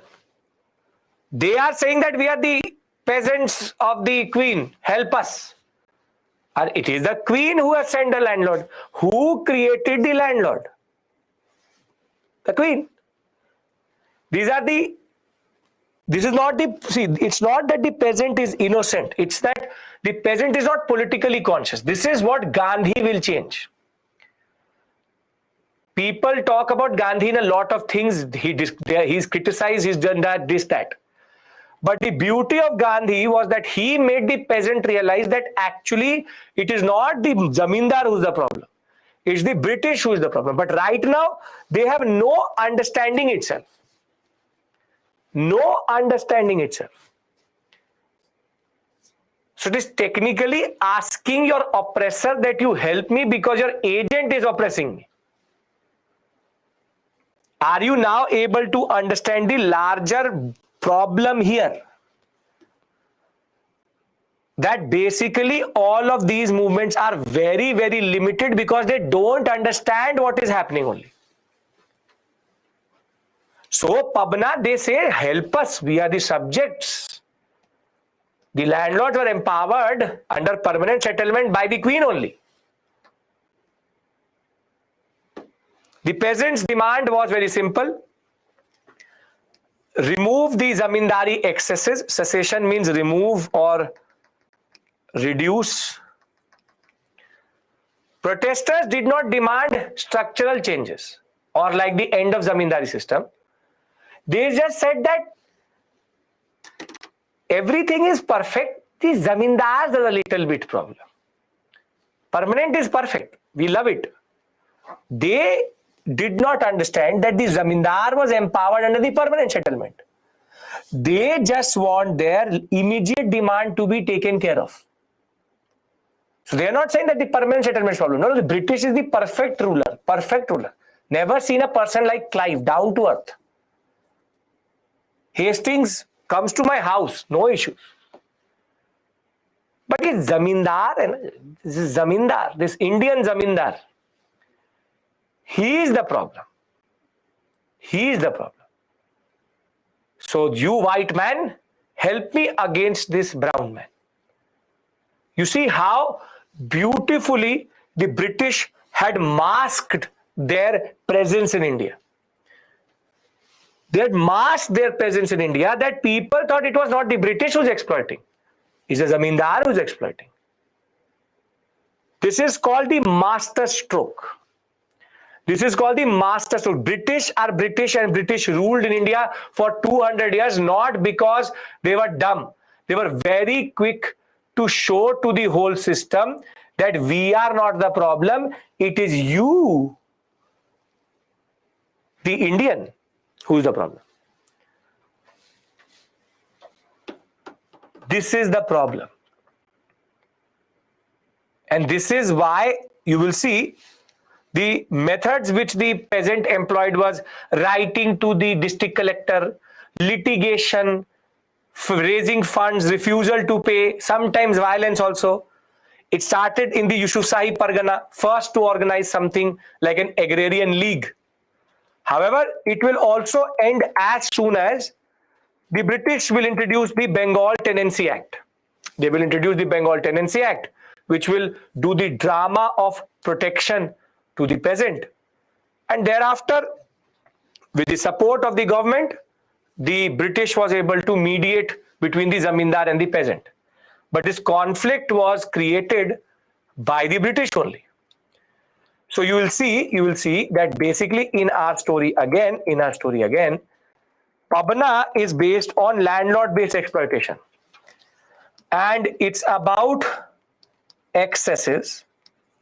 It will end with the Bengal Tenancy Act of 1885, and then the Pabna rebellion will stop. In the examination, will you be able to match the following and link Pabna with Bengal tenancy? Very good. Perfect. So the last is called Deccan riots.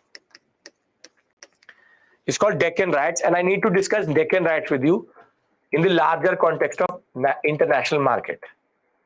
Intellectuals who supported the Pabna rebellion: Bankim Chandra Chatterjee, S.N. Banerjee, R.C. Dutt, Dwarkanath Ganguly, and Hindu Muslim unity was one of the most remarkable features. Small features if they ask you the features of the rebellion.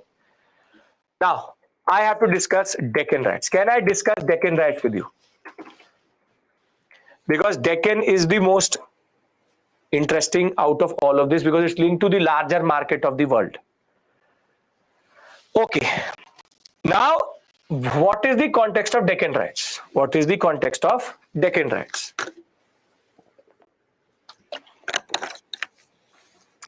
See, in India, or in the world, please pay attention. There are two suppliers of cotton.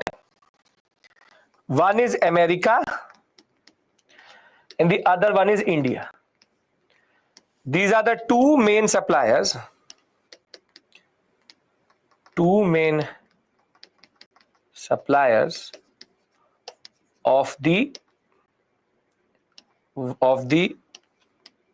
world cotton trade, which is technically raw cotton. America has slavery, India has its cheap labor.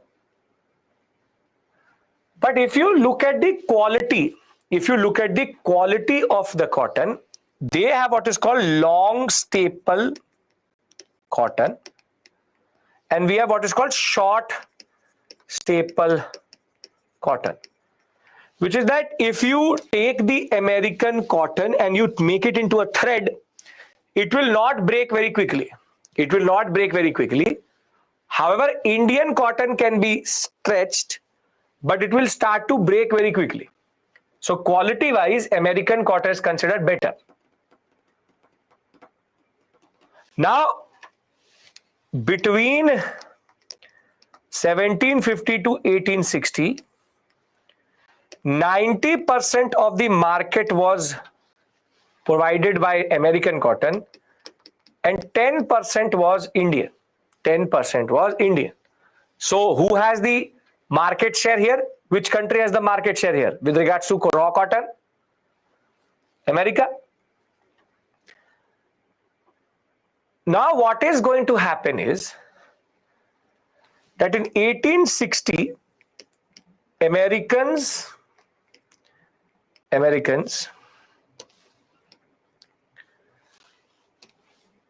will fight amongst themselves. Americans will fight amongst themselves, which is the northern states and the southern states. And this will be over the issue of slavery, that should slavery be abolished? Everybody is following me over this. This is called the American Civil War.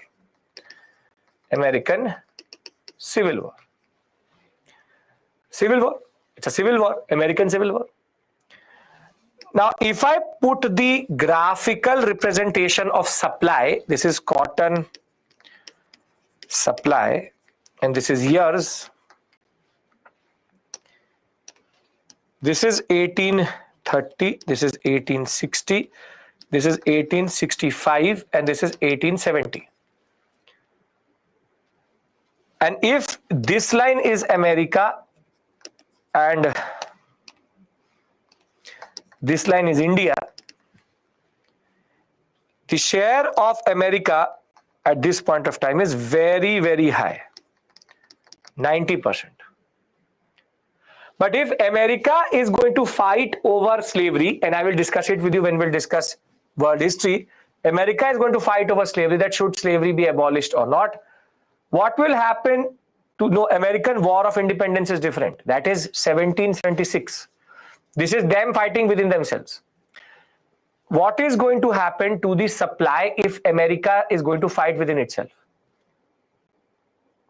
Very good.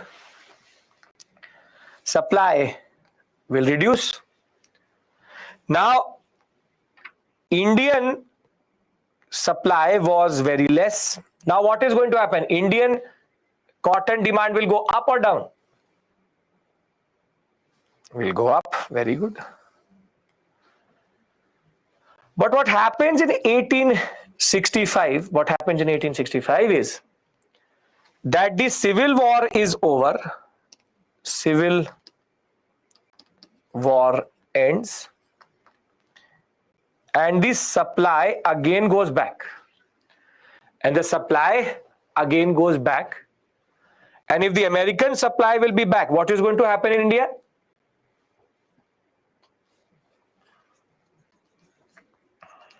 Very good. It will start to crash. Now, basically, this period is called the cotton boom of India. There will be mills developed in India.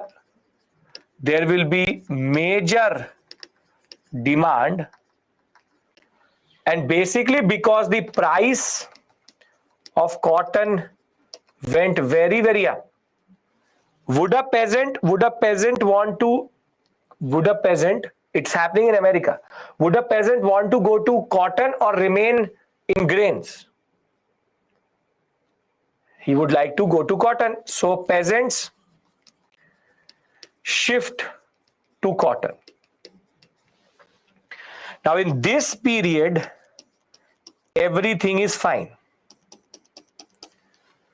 But as soon as the Civil War is over, Indian market crashes and cotton prices fall. So if this is going to happen, the peasant will become bankrupt, literally become bankrupt. Most of the industrialists became bankrupt.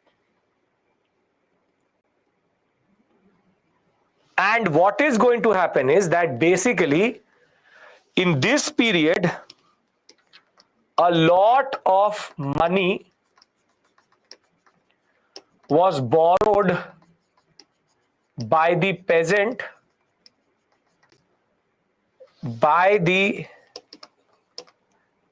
lot of money was borrowed by the peasant from the moneylender.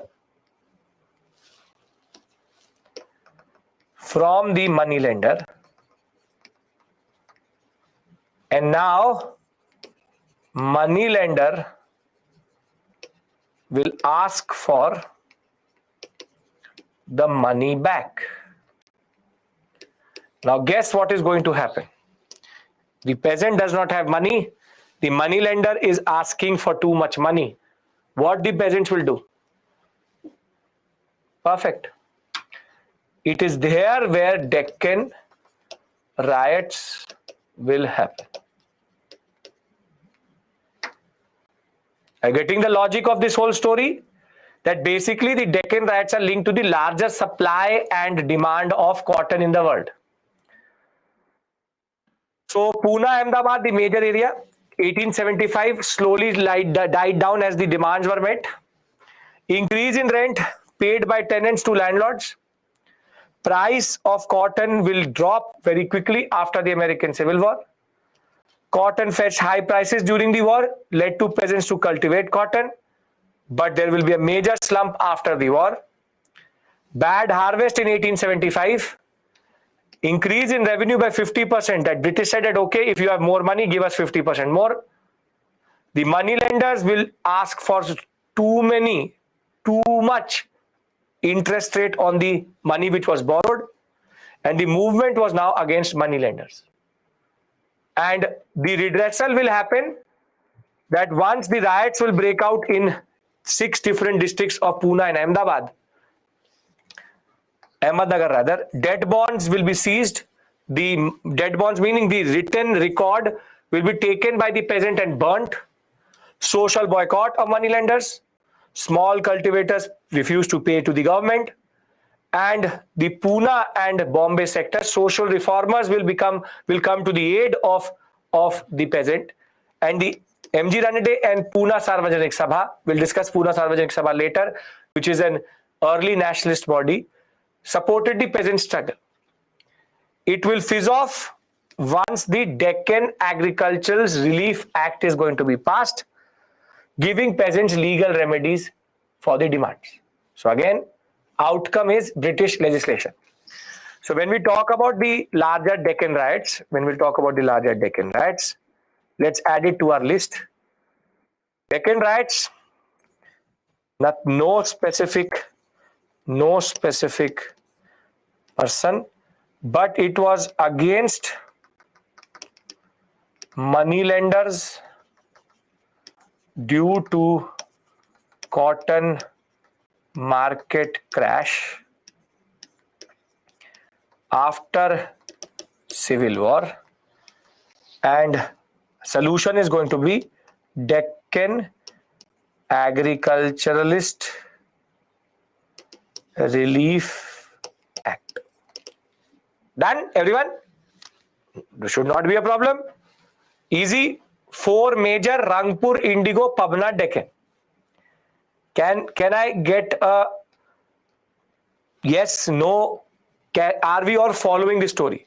In the prelims examination, they can ask you to match these with their rebellions. That is it. I'm as it is making notes for you. Don't have to worry in that sense. So Deccan is also done. 3 major are done. Now I'll give you a short break and we do tribal movement after this. 9 plus 4, 13. You can remember? 13 you can remember, right? You want to do a small exercise with me? Want to revise? Yes? Great. So let's revise. Why not? Let's revise. I'm going to do standard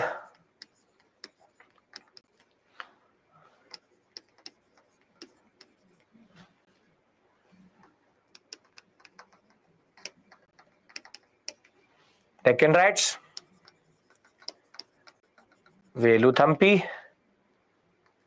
Let's add more. A, B, C, D, E, F. Yeah. Deccan riots, Velu Thampi, the concept of Sannyasi rebellion,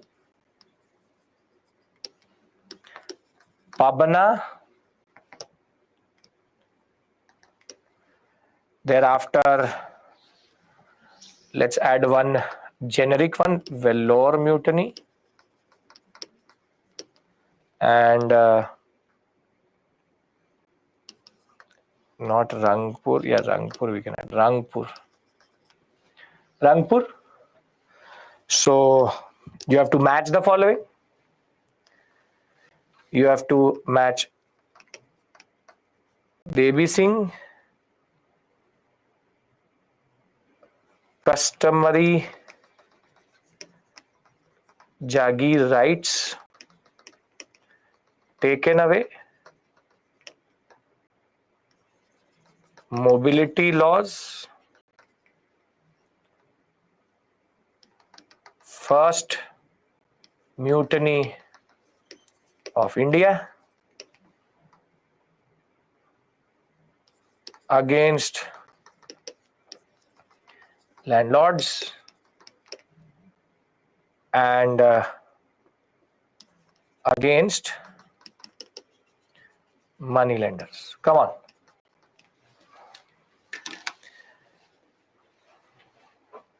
Give me the code. Don't have to write A, B, C, D. Just give me the sequence.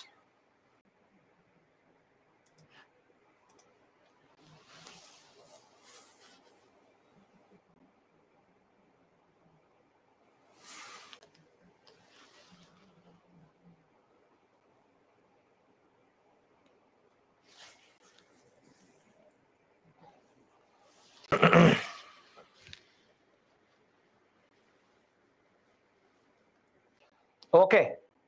Sequence.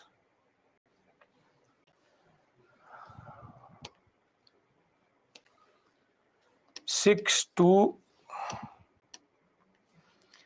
623 541. A, B, C, D, E, F. 623 541. Agree? Or you are saying to me F, B, C, E, D, A. Okay, let us see. Deccan rights will be against moneylenders. Veluthampi is going to be B. Sannyasi, mobility rights. Pabna against landlords. Vellore mutiny, first mutiny in India. Rangpur is going to be Devi Singh. Done? Any issue? Are you able to now use the given information? Agreed? Then perfect. So it is what? It is 7:20, a small breather to you. 7:25 we come back and we discuss tribal movement. Right? Okay. See you.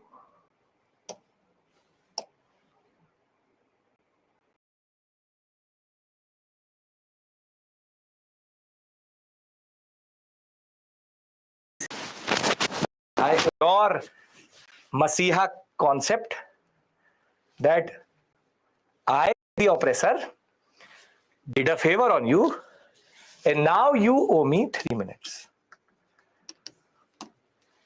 Moral justification of rule? Well, I thought, why not give 3 minutes extra? Right? So, perfect. Names of the peasant rebellions: Rangpur, Pabna, Deccan, and you have Indigo. Where will you get justice? Well, this is not democracy. No justice at all. No justice at all. You go to any institution, it will be biased towards me only.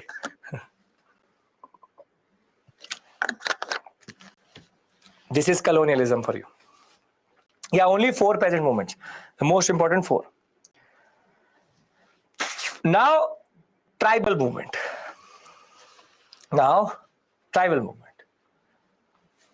You can resist, but you don't understand. You don't understand that it is a branch of and not the core. So technically we revise the larger concept. So this is what the British actually did, which is to oppress, create branches, but actually not be the one who was in front of the oppression. Therefore, people did not understand it. Ajay, I know that. But I've tweaked that line in such a way that it becomes a part of the larger subsidiary lines concept, because Veluthampi, there was an aspect related to their customary rights. That's why I used the word customary rights. Okay. And that was the catch there. So you don't have to overthink. That's the only point. Okay. Indigo is somehow same. No, Champaran is totally different. Champaran is very different movement. Can I move to tribal? Right.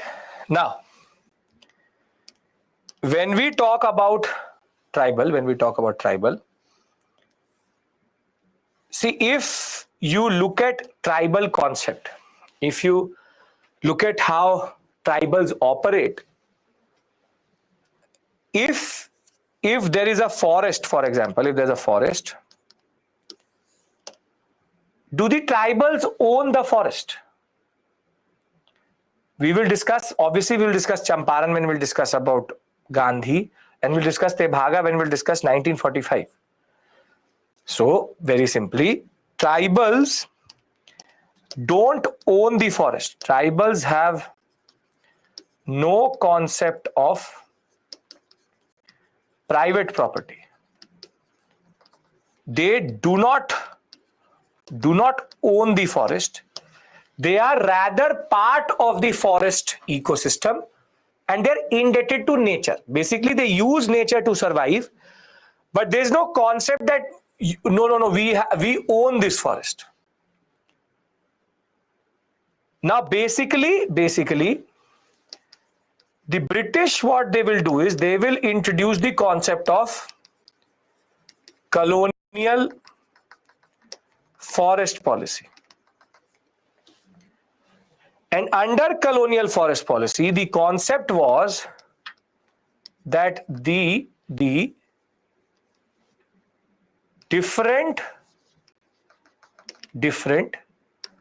forest zones of India are part of the British Empire. Therefore, the British owned the forest land.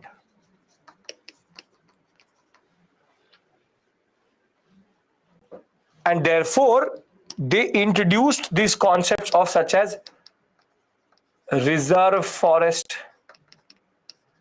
forest laws. And this will, what will it will do is it will basically displace the forest tribals, and they will now be taxed. So now the problem is that the anger will start to rise. Nidhi, I will discuss that with you tomorrow. The difference between rebellion, revolt, mutiny, I will discuss that with you when we'll discuss 1857. Now, if that was not enough, the second thing which the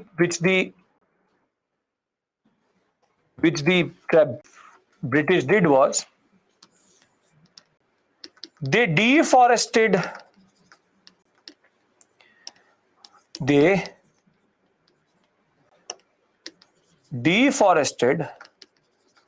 a lot of land. Therefore, there was what is called increasing agrarian land or agricultural land. If agriculture is going to be there in colonial India, what two agents will automatically prop up? Very good. So zamindars and money lenders will now start to emerge and exploit the tribals. So basically, the problem is that the tribals are either displaced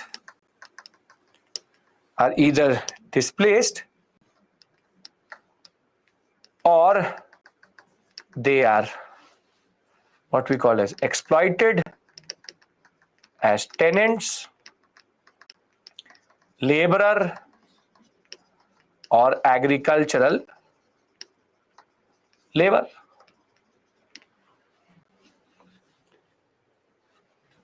So very simply,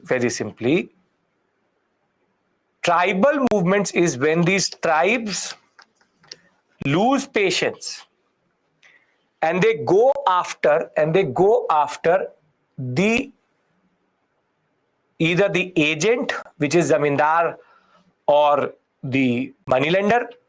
But in tribal movements, the Santhal and the Birsa Munda, the Munda rebellion, were a little bit more sophisticated, because they knew that it was not the zamindar who's the problem, but it's actually the British who is the problem. And this is why Bhagwan Birsa Munda is considered very, very important, because he understood for the first time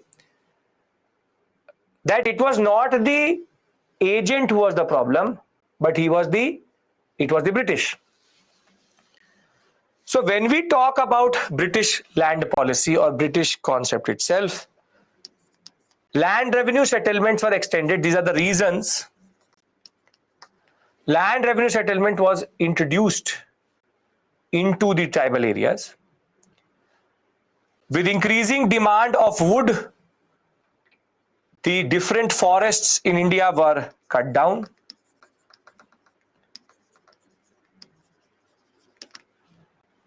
Through the Forest Acts and Forest Policy, previously acres of forests open to everyone were now declared reserve forest, nobody can enter.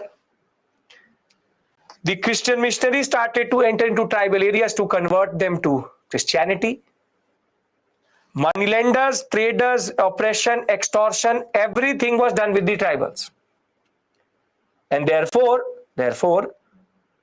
it is not a coincidence that they will rebel. Now, what I've done for you is very simply, I've made the boxes already, which is, I have made the boxes for both tribal movements in mainland India and what we call as the tribal movements in the frontier region or northeastern sector. I've already made it for you, so you don't have to go through this process. So what you just have to do is basically just print this or keep it with you, and you will always have this with you. I knew that there was a lot of data in this area. That is why I've brought it down itself. We will discuss the important ones, but I've brought all of this, I've just condensed it into one place so that you don't have to run. Where I knew that it is too much to manage, I've done it. In that place, it's only 9 and 4. Here, we have made sure, or I've made sure that basically your 90% of the work is done. Here again, period doesn't matter. The period does not matter, but I've added them as it is. So I hope that you can use this for your preparation generally. You can do that? Perfect. So let's just once go through them and you see causes and you see the concept. So for example, you have the Paharia rebellion, Rajmahal Hills, which is technically West Bengal, and it was about British expansion into their own lands. Then you have the Chowar uprising, Midnapur and Bankura, rise of demands and economic deprivation by the British. So region means location.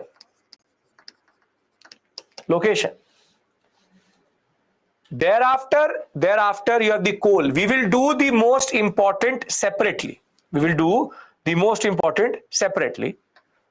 So coal uprising, Chota Nagpur plateau, expansion of the British rule and transfer of land to the outsiders. Karwar, again Bihar, revenue settlements. So I hope that you can realize that the causes are nothing but British standard policy. Right? So you don't have to learn the causes separately, but they are basically the standard concept itself. So you have coal, Paharia, you have Karwar, then you have Santhal, which is Jharkhand, 1855-56, the practice of zamindars and moneylenders, which was a problem. We will discuss this in detail. Then you have the Naikarda movement, oppression of the British and caste Hindus, basically the new community which entered started to oppress the tribals itself, MP and Gujarat.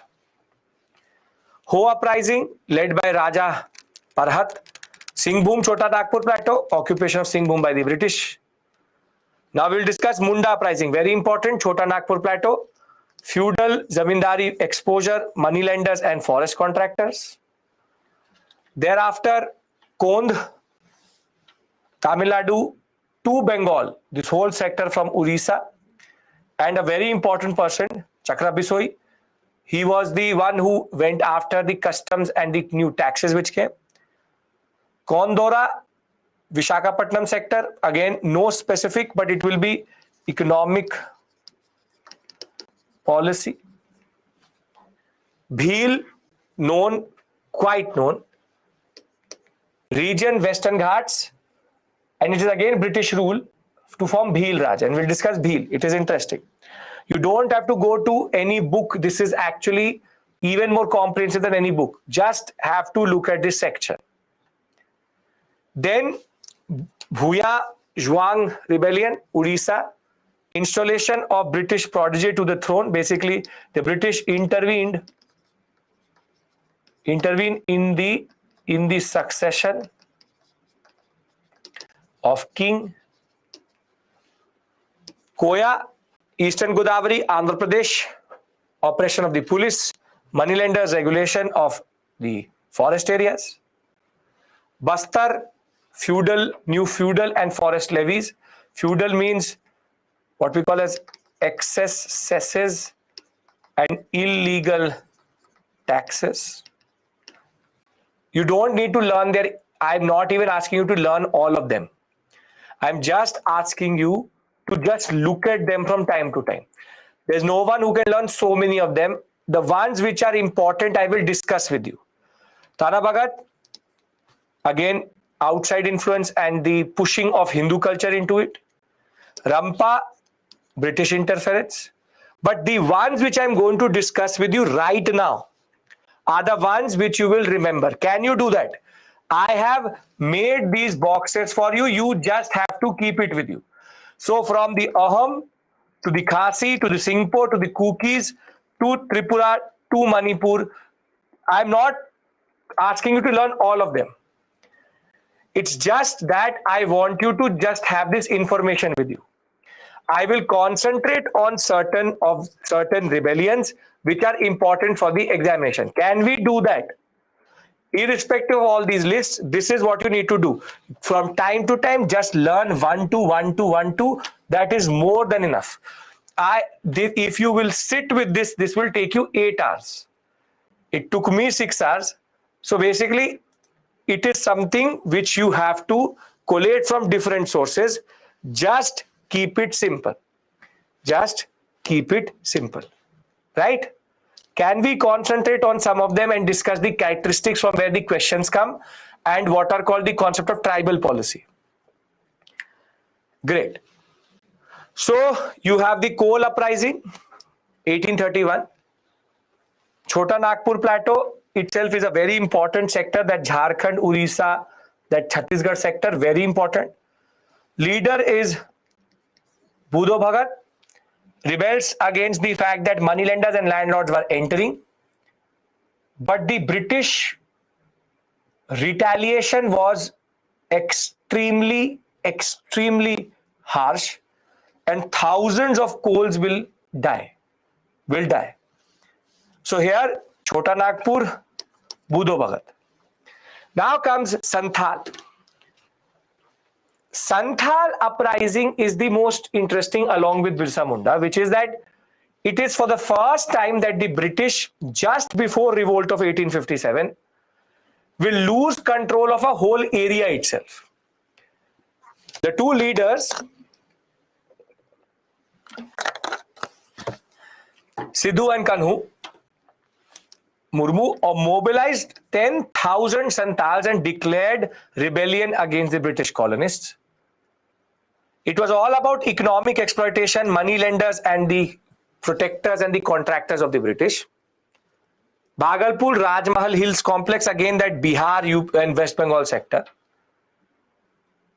Again, the Santals will take up arms. The British government will go after the Santals, but The British government actually was caught by surprise in this rebellion, and that is why the Santals will have at least 2 to 3 battles in which they will win.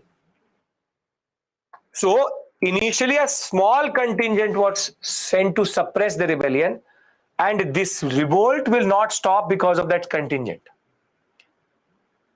Law and order situation got out of hand in this whole sector. And thereafter, the British will send the army to help the Zamindars and the Nawab of Murshidabad to control it. But once the army got involved with their cannons and their muskets and their modern weaponry, unfortunately, by just 1 year before the 1857, these two celebrated leaders were martyred. But the Santals, in a way, gave a major hope to the people of India that the British can be defeated. However, the British went to overkill, which is send the army itself. So for the purpose of the examination, you can remember the two leaders' name, and you can remember that the Santals got initial success against the British. Yes? Yes, Nitesh, for sure. Okay, perfect. Now the most important, or the one of the most celebrated of all Jharkhand movements, which is the Munda uprising or the Uluglan uprising. Now the Munda uprising, one of the most celebrated out of all of them, was led by Bhagwan Birsa Munda, and it was the region south of Ranchi that by 1899-1900 the British had fully lost control. But Birsa Munda is a very different type of personality, because he was able to mobilize the people in such a way that the Mundas will become a major problem for the British for close to 2 to 3 years. But the more interesting aspect is how he mobilized the people, because he showed to the people that he was much larger than life figure. There are stories that he was shot with the bullet, but the bullet did not hit him. And he created a very important messianic, heroic personality which he commanded, which led to the people actually rallying against him, with him. So he is the one who established Munda Raj, the Munda rule in this area. Did not like the way the tribal lands were getting occupied, the way the moneylenders and zamindars were ill-treating the Mundas, and therefore he rose against these new type of exploitation. Started the revolt in Chota Nagpur region, attacked the missionaries and police stations. However, as always, against modern machinery, the tribal rebellions were never obviously going to stand. But these two movements actually showed for the first time that people were now understanding the nitty-gritty of colonialism. By 1857, people were understanding, okay, it is not just this, it is something more. Clear, everyone? We can remember this much? Very good. This Chwar uprising recently was in the news because it was called the freedom struggle of Jangal Mahal. This word was used in the newspaper, and that is why it becomes important. Here, displaced Zamindar Durjan Singh actually rallied the tribals behind him and created literal havoc in again the Chota Nagpur sector. And recently, Durjan Singh's name was seen in the newspaper. That is why I am doing this, because it was highlighted by the government of India. So just remember, if in the match the following question, Chwar is Durjan Singh. Now, this is for your reference. As I said, please, it is for your reference. You use it as much as you want to. I have to now do something from which the questions come. Can I discuss that area with you? Can we do that? Everybody is following me. Last topic, which is like this. After this, from tomorrow, nothing at all. It's going to become much easier. Okay. Now, when we talk about the tribal movements, there can be a question like this. What were the characteristics of the tribal movements in India? No, this will not be the last lecture of modern history. Come on. 1857 is the last lecture on Company Raj. From Monday, we move into nationalism. Tribal movement in India. I've reached 1857. 100 more years I have to, 90 more years I have to go with you. What were the characteristics of tribal movement in India? And this is a very realistic question which can come. Be it 250 words or be it 150 words. What I've done is that rather I've put in the points which need to go into this discussion. So because you will not find it in a random, it's not there in Bipin Chandra. I've just put in the basic characteristics, and there's a corollary question. There's a question which is vis-a-vis this, a corollary, or what are the weaknesses of the tribal movement in India? Will we be able to answer these questions if I share the points with you? If I share the points with you, we can? Okay, perfect.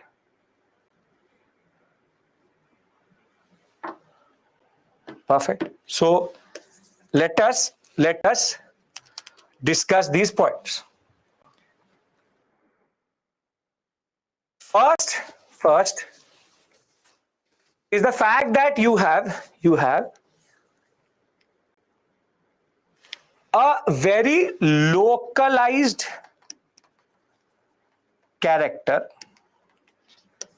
and basically as much as it is a characteristic, it is also a weakness, which is that tribals were never connected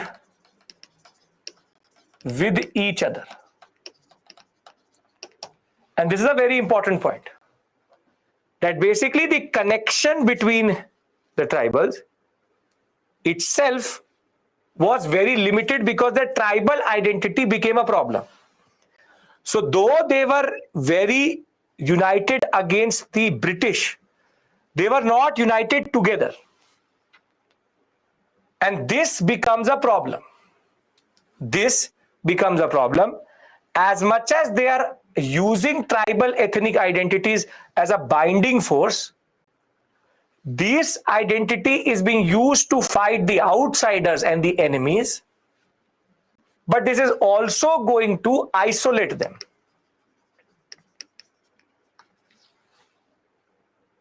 So the tribal economy was affected. The anger was against moneylenders and traders, but they also recognized that they were agents of colonial government. That is why they went after them. But localized character is something which is very, very important and interesting. Which is that the tribal movements characteristics are strength and weakness at the same point of time. So is there any problem in the following points? Binding force is tribal identity, recognize outsiders vis-a-vis that identity itself, and lenders and traders are the ones who they go after. Now, the common cause is basically the destruction of socio-economic framework. And for the examination, just write these lines in the examination, it will become a 250-word answer. Don't have to worry. I've made this section as easy as possible because it is one of the most heaviest in any book. So their basic understanding is that socio-economic framework was such that tribal societies were leading to problematic aspects of rule. Now, the other important aspect is that they were like messianic figures. This is also a good feature, which is that people are ready to rally behind personalities, but that also meant that if the personalities were not there, the movement started to fizz out. So the godlike figure of Birsa Munda, Bhagwan Birsa Munda, is something which made him larger than life. But this will also be a problem because once the British get caught of these personalities, the movement is not able to survive in its own. They argued and they argued and claimed to have magical powers. For example, that enemy bullets will not work against them. And filled with hope, the tribal masses tended to follow these important figures. However, at the end of the day, localized, isolated, lacked the feeling of nationalism. That's a separate issue altogether. And because they were violent, the army was used quite a lot against them, and the British were able to therefore destabilize the tribal economy itself. So are you able to understand the basic points? Are you able to understand the basic points? The simple point is that they have figures which are larger than life, very important, but they are localized. If these figures are somehow eliminated by the British, that in turn leads to the fizzing out of the movement. Their tribal identities binds them together. Their tribal identity is what binds them together. However, that identity is also limiting. So the tribals were enthusiastically becoming part of the resistance, but their enthusiasm and their binding force was the problem itself. Can we move to then the problems which were now going to occur in the larger weaknesses? See, very simple. I'll read all the points and then we'll bring it together.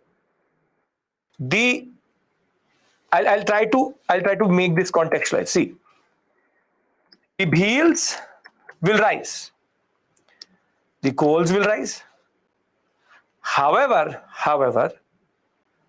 they will not interact with each other because the Bhils see their identity separate to the coals. The enthusiasm is not the problem. The problem is that though they joined the movement very enthusiastically, the British knew how to tackle it. Their ethnic identity is equally a binder but a separator also. Are you not getting this point? You are the Bhils rebel, but they were localized. They were not ready to get linked up with the coals because they're saying that the coals are different. This localized nature of rebellion meant that the British could target each one of them separately. And therefore, the ethnicity means cultural identity. It's not even the tribal identity, it's cultural identity.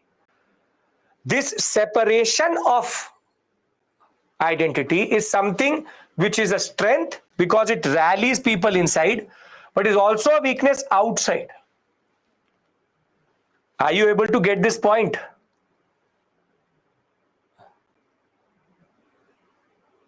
Come on. Again, simple point. Acha, I'll tell you one thing. We'll take a very simple example. China and Japan both hate the British, but both are targeting the British, but both don't come together because their identities are different. Are you getting my point? Same way, the British can target each of them separately, but once they came together, there was no chance. Same way, two different tribes are fighting with the British, but their internal patriotism is binding them on the British, but that is also becoming a hindrance in bringing all of them together. Did the tribals have a chance separately? No. But did they have a chance to come together? You tell me. If they all came together, would there have been a better chance to actually take away the power of the British from that area? Yes. But that is not happening. That is not happening. Right? So, simple point that the tribal identity, ethnic ties are a binding force, but also one of the weaknesses in the larger perspective. Then one important leader means that if the British is able to somehow take out that leader, the leadership fails thereafter. And that is the major issue, that the tribals will not be able to take their movement forward once the British suppress or totally put repression on them. Are you getting my point? That if there's one personality, you just need to target that personality. Once that personality is eliminated, then the movement fizzes out. These 2 points clear, then I go to the next set.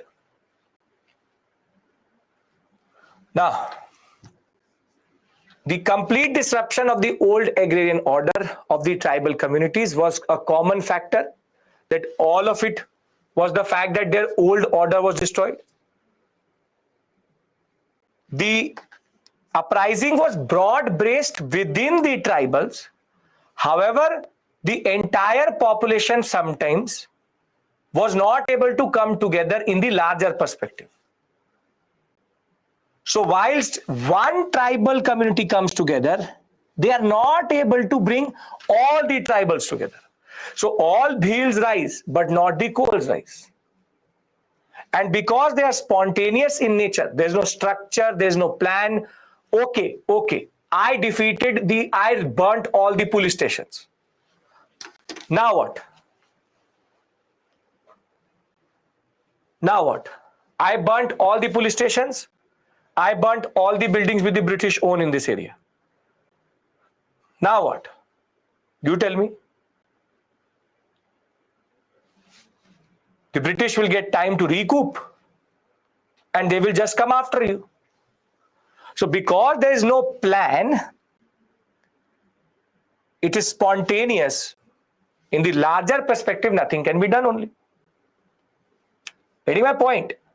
That the British will always get time to take revenge. And this is something which the British always had. So the characteristics itself reflect the problematic nature of the tribal rebellions. They attacked outsiders, expelled them from the villages. The biggest issue between the tribals and the British was unequal arms. The bows and arrows and the very primitive weapons of the tribals was nothing to the modern weapons. This is the basic point. That they were using guns, cannons, machine guns, whilst the mighty and the brave tribals were fighting with spears and arrows. And this is again a major issue in that self. So basically, when we talk about the basic characteristics, there is a major problem. The major problem is that they have important personalities, what is called leading the movement, but that is also a problem in itself. They have ethnic ties binding them together. and they have primitive weapons go against the outsider,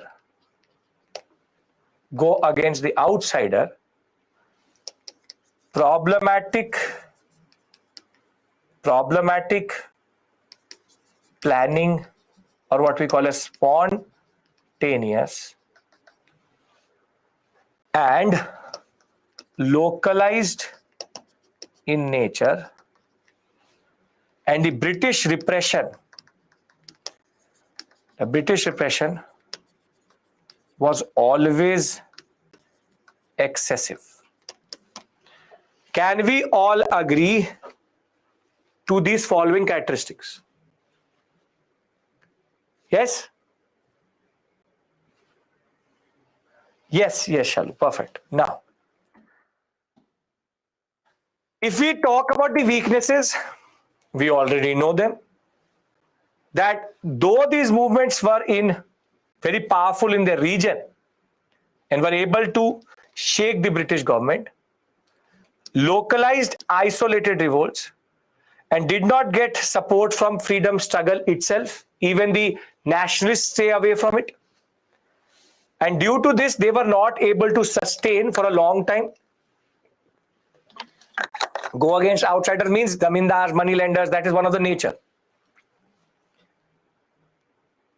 They were geographically scattered, yes, and there was no attempt to link them up also. Then most of the movements arose against local grievances, and therefore the demands were mostly local demands. And if it is local demands, it means that there is nothing to connect all the uprisings. The conservative and traditionalist outlook, which is that what after the rebellion? What after that? The simplest of simplest points is that there is no long-term vision. There is no long-term vision. And more than that, some of them got easily satisfied if the British agreed with the demands.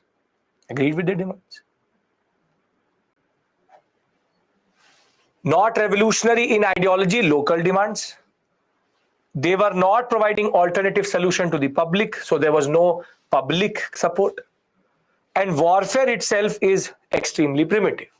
We know that the characteristics technically exhibit the problems. Now, before I go to remedial measures, because you don't have to learn this, please listen to me what has happened today. What is left in this discussion is just how the British created a totally new regime in how they dealt with the tribals. However, today's discussion creates a very important foundation.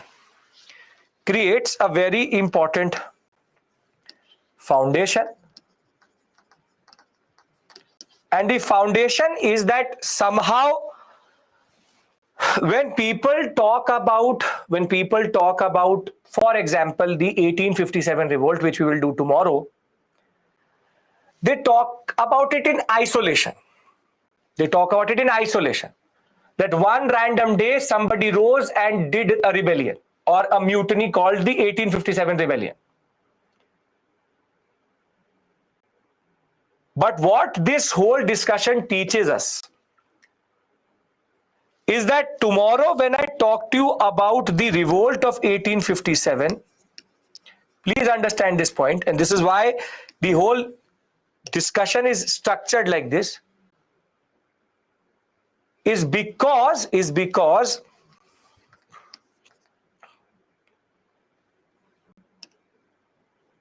this moment in history is not an isolated event. Rather, it is the culmination of a long process of resistance. Please understand this point, that the revolt of 1857 is the culmination of a long tradition of resistance. As much as they have their weaknesses, this resistance is something which strengthened the revolt of 1857. Because when you will read or when you will study revolt of 1857, people just talk about one thing. What was the reason for the revolt of 1857?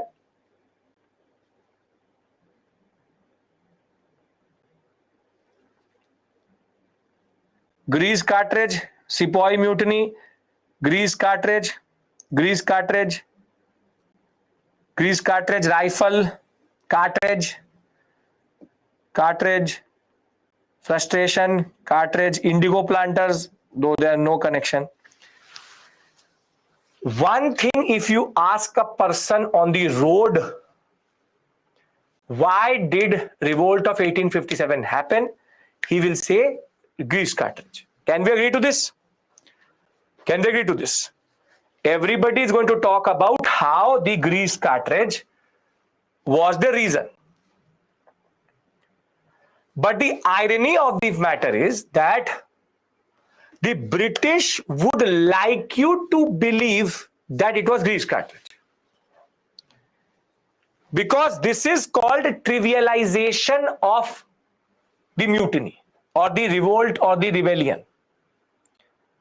Trivialization means is they want to make it small.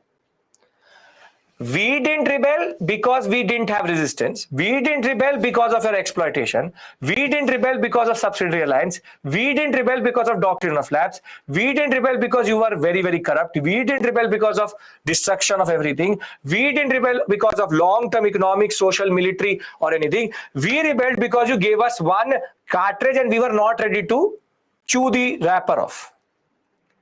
हमें सब कुछ पसंद था. We loved colonialism, but that cartridge was the problem.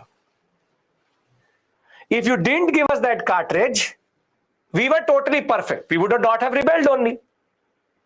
This is what is called British-centric historiography or British-centric history writing. And there's a person called J.W.K.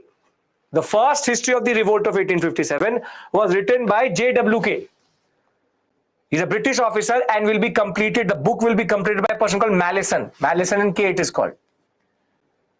They would argue that the only reason it happened was because the people's religious sentiments were hurt because of the grease cartridge.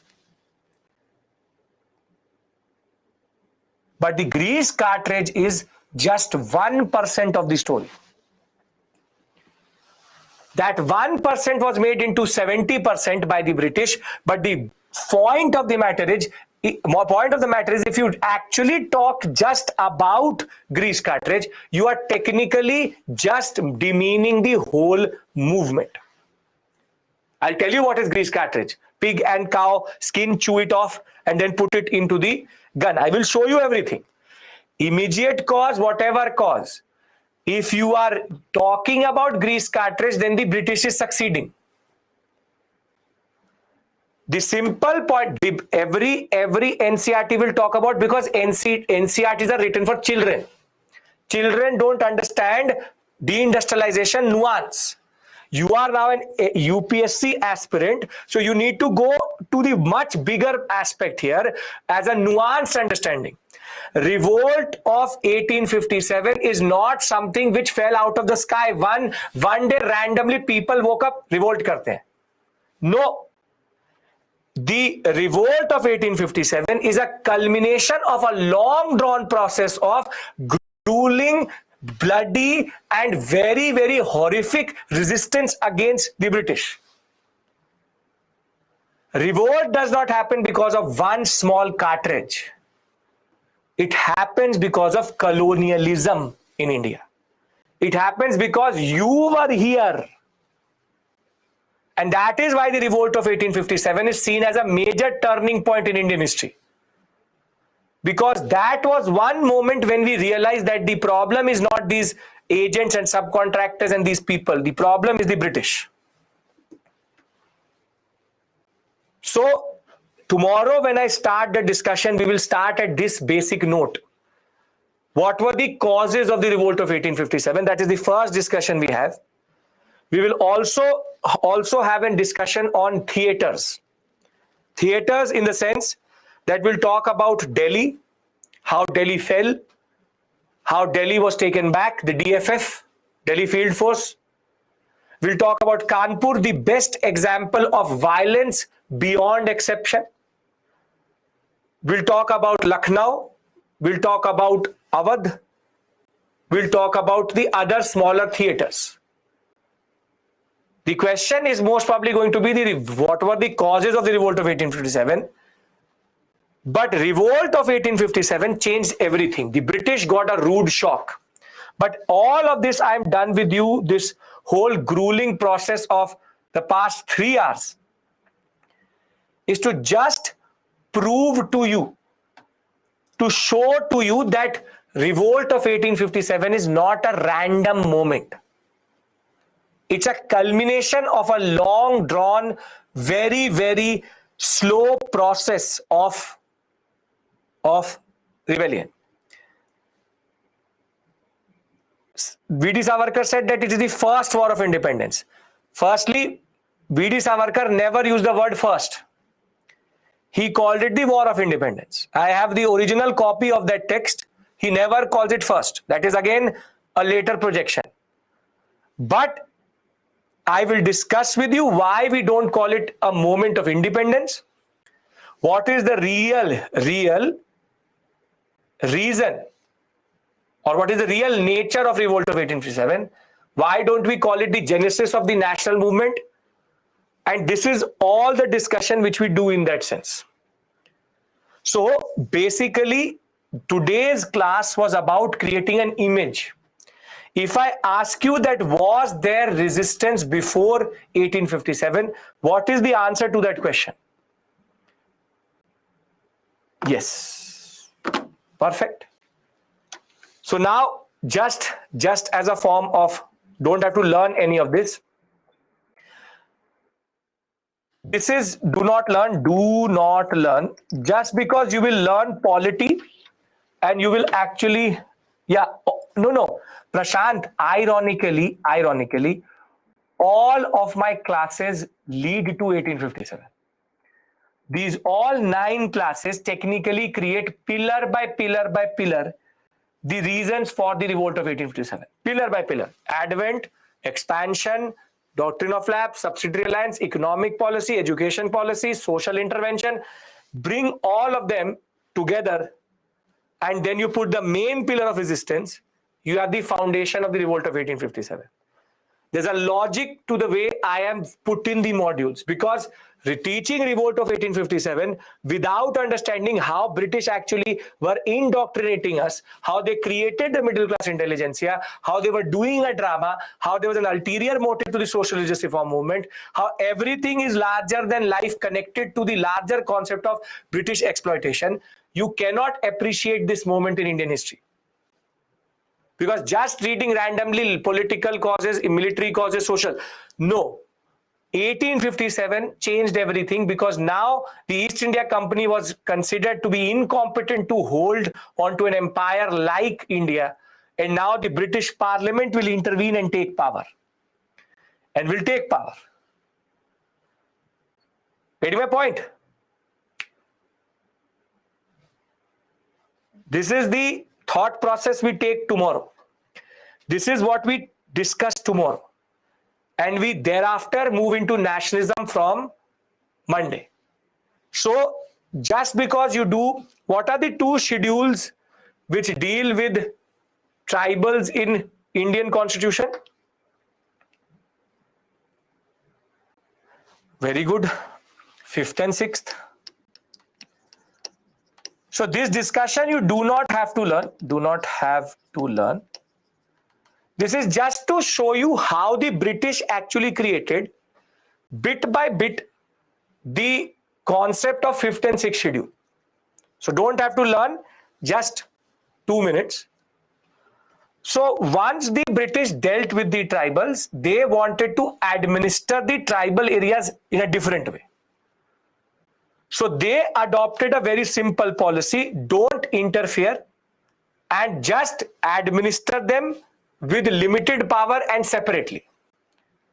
And the first manifestation of this act is going to be in Government of India Act 1870, wherein the Governor General got the power to approve laws which was specific to a special area concept. That how only the governor and the president can actually act in what are called scheduled areas. The concept of special area comes into the concept.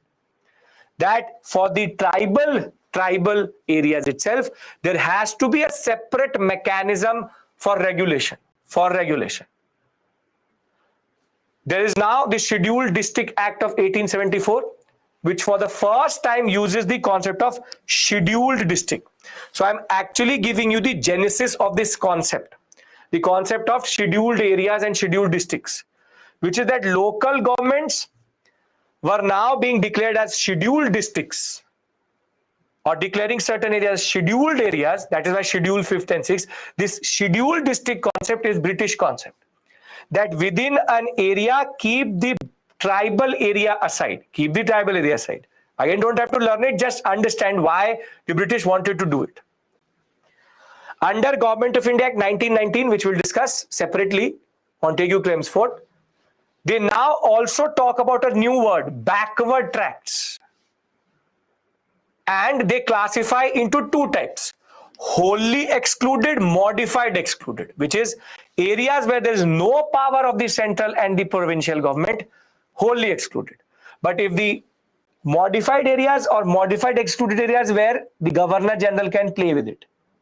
So this is the policy which the British now started to say, which is that let the tribals manage themselves in certain areas and we will just manage the outer ring of that area.